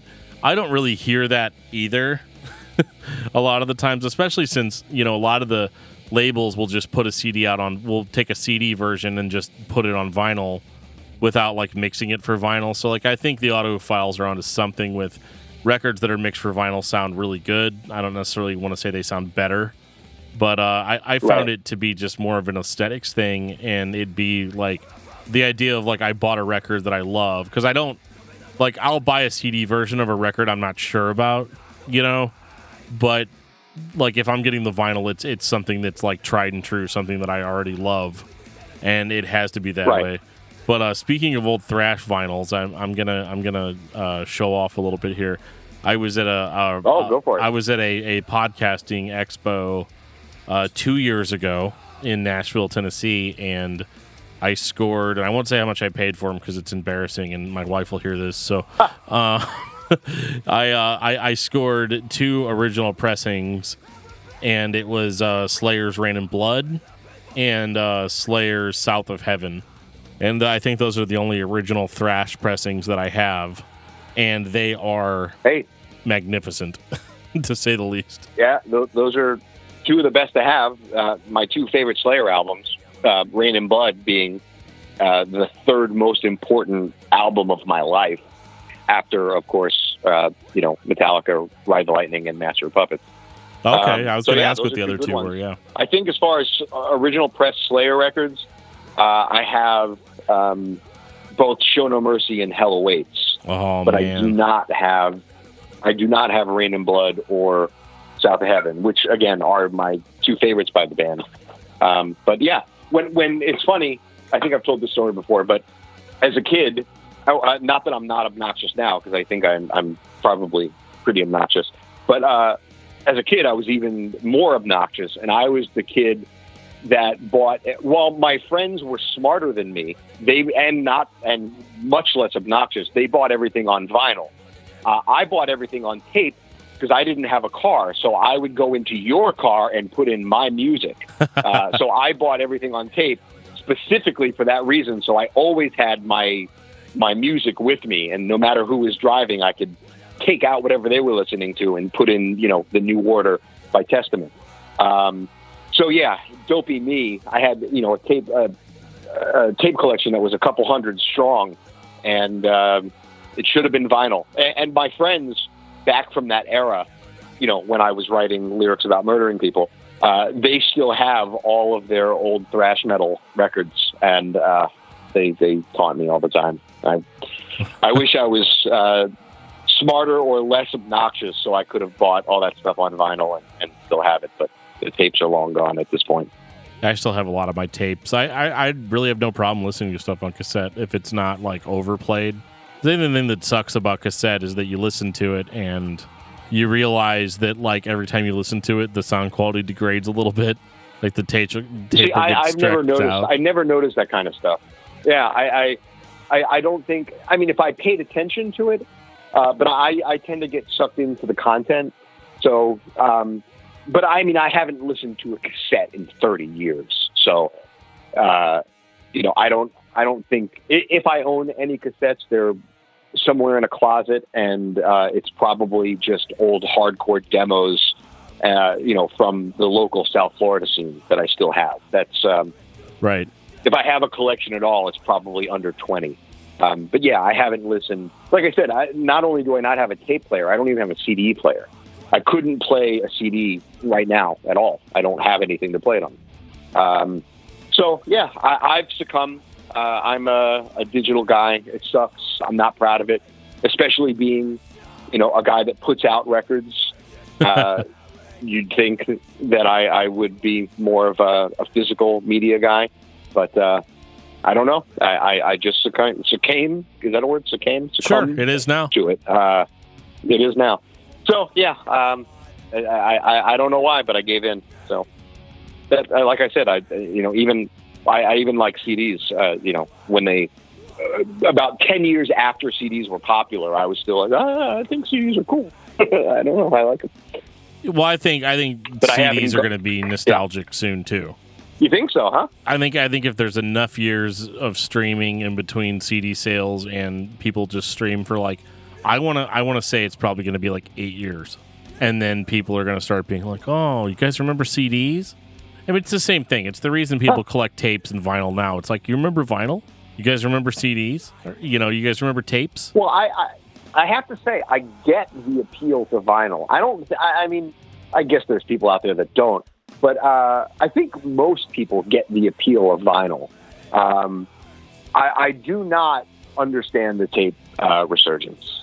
I have no interest in owning. I would love.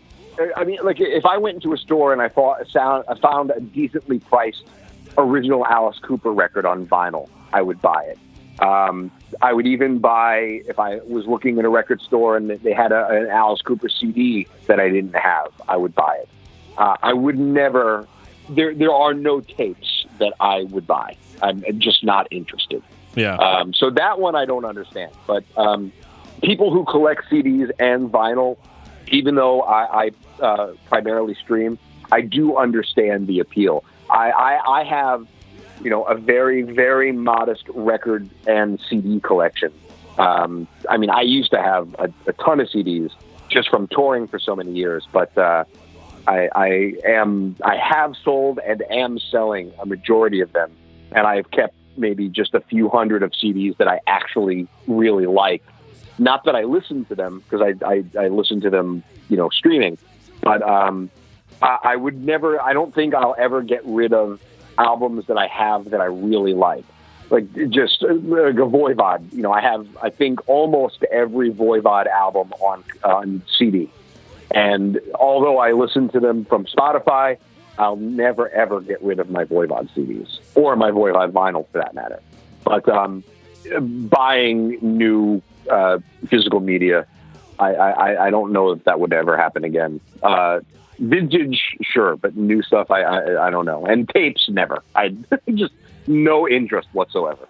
I think I still have a Voivod tape. Kind of, well, it's funny. One of the last, on eBay, this has got to be a decade ago, but on eBay, I thought that I had found War and Pain on CD, which now, I have, but at the time I didn't. And it was only for like $2. It showed up and it was a fucking cassette. I was so disappointed. I think I sent it back. Oh, you know what it was? I won the auction. I paid for it, and then I looked at the auction that I just paid for and realized it was on cassette. I emailed them and said, "Hey, listen, I know that I sent you the money, and I'm not looking for a refund, but just keep it. Keep the. I have no need for this."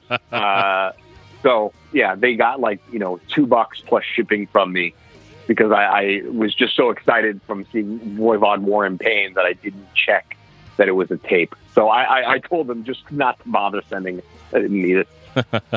Did they send it, or did they just keep it? No, they did not send it. I told them not to, and they did not. So that shows you my interest in tapes pretty right. well. That's awesome. I really appreciate you coming on and chatting with us. And this is kind of one of the more fun things that we do. And we talk about so many bands, and it's not to be a fanboy or be weird or whatever, but like those records meant a lot to me. The Shai Hulud records did, and are largely responsible for me not being a meathead all the time. Like they're being, wow. Because like, dude, it's easy to go out and just like find the most brutal bands or the heaviest bands or whatever that just want to just chug you into the ground. But, bands like Shai Hulud and even Strong Arm were bands that I could listen to and actually feel kind of a profound effect from, and get a lot out of the lyrics because they were a little bit more generalized, because they weren't necessarily, at least to me, always about like a specific thing. I could apply it to a variety of different things that I was feeling personally. And that's something that a lot of bands can't do.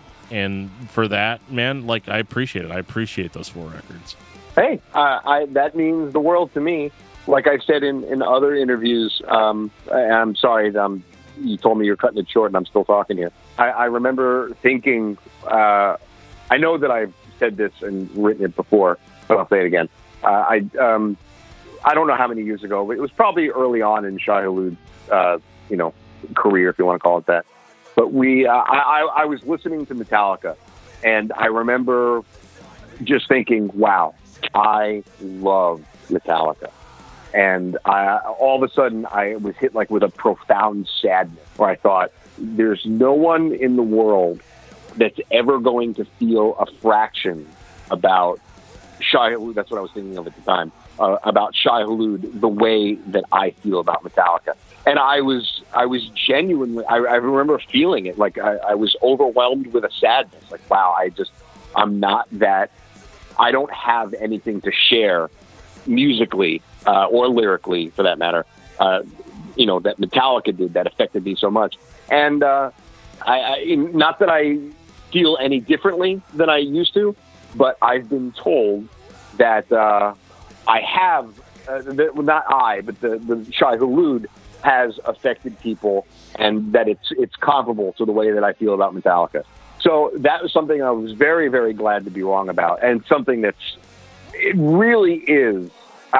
You very rarely hear me use the word amazing, because I just don't think most things are amazing. But that is definitely amazing to me, that something that came from just such an average, if not below average person, that I had something to do with creating anything that could mean something to somebody.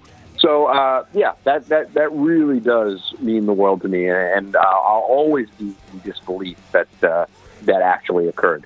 But I'm very thankful to hear that. So, thanks for giving it the chance to even do that. Yeah, I mean, thank you for sticking with it, even when it sounds like it would have been much easier to not. You know what I mean? Like, it's always easier to do nothing than something, right? Basic statement of the evening. It's so much more fun. I love doing nothing. That's my absolute favorite thing to do. Dude, nothing. I feel you 100%. But all right, well, we're gonna hop off here, but definitely, I will for sure send you the picture of Jaws in Space as soon as I locate it on that CD booklet. And just don't be a stranger. Stay in touch, and we'll maybe sit down and talk about some thrash metal sometime. My favorite conversation, or movies. I love both. Thanks, Matt. Thank you. Have a good night, man. Hey, thank you guys so much. I really appreciate it. Yep. Thank you. See ya. Ladies and gentlemen, Matt Fox from Shai Hulud. What else is there to say? We said all of it. I'm pretty sure he said most of it, though. He said most of it. Is there anybody that we've ever interviewed that can talk more than I can? I'm trying to think of one. Hang on. Never mind. Go ahead. Maybe John Beatty from the Brutally Speaking podcast. That is our longest podcast here to date. So, John Beatty versus Matt Fox. You guys let me know who can talk more. I thought this was a lot of fun. It definitely answered a lot of questions I had about Shai Hulud. And just a lot of questions we had in general. It turns out that me and Matt have a lot in common. And, every now and again you're interviewing somebody and you ask them a question and then they say something like, you're like, wow, cool. I don't identify with that at all. That was not the case here. And I got a lot of perspective on the way Matt views the world, and it makes sense why his records and lyrics resonated with me the way that they did. Do you feel closer to the band as a whole now that you identify with Matt Fox? Maybe a little bit.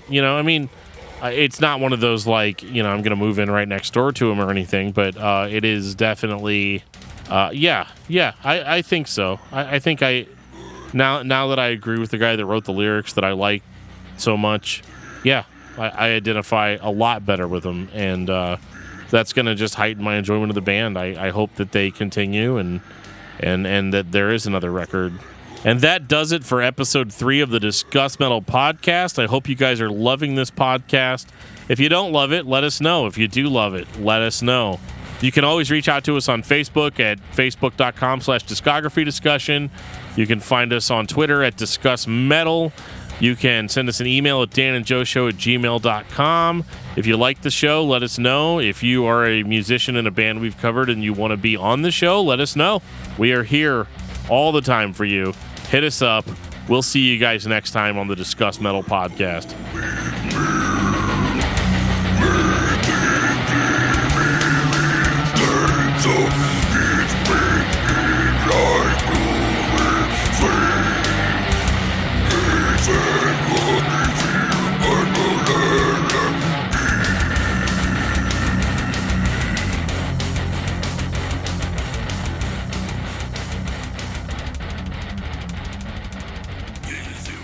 Show.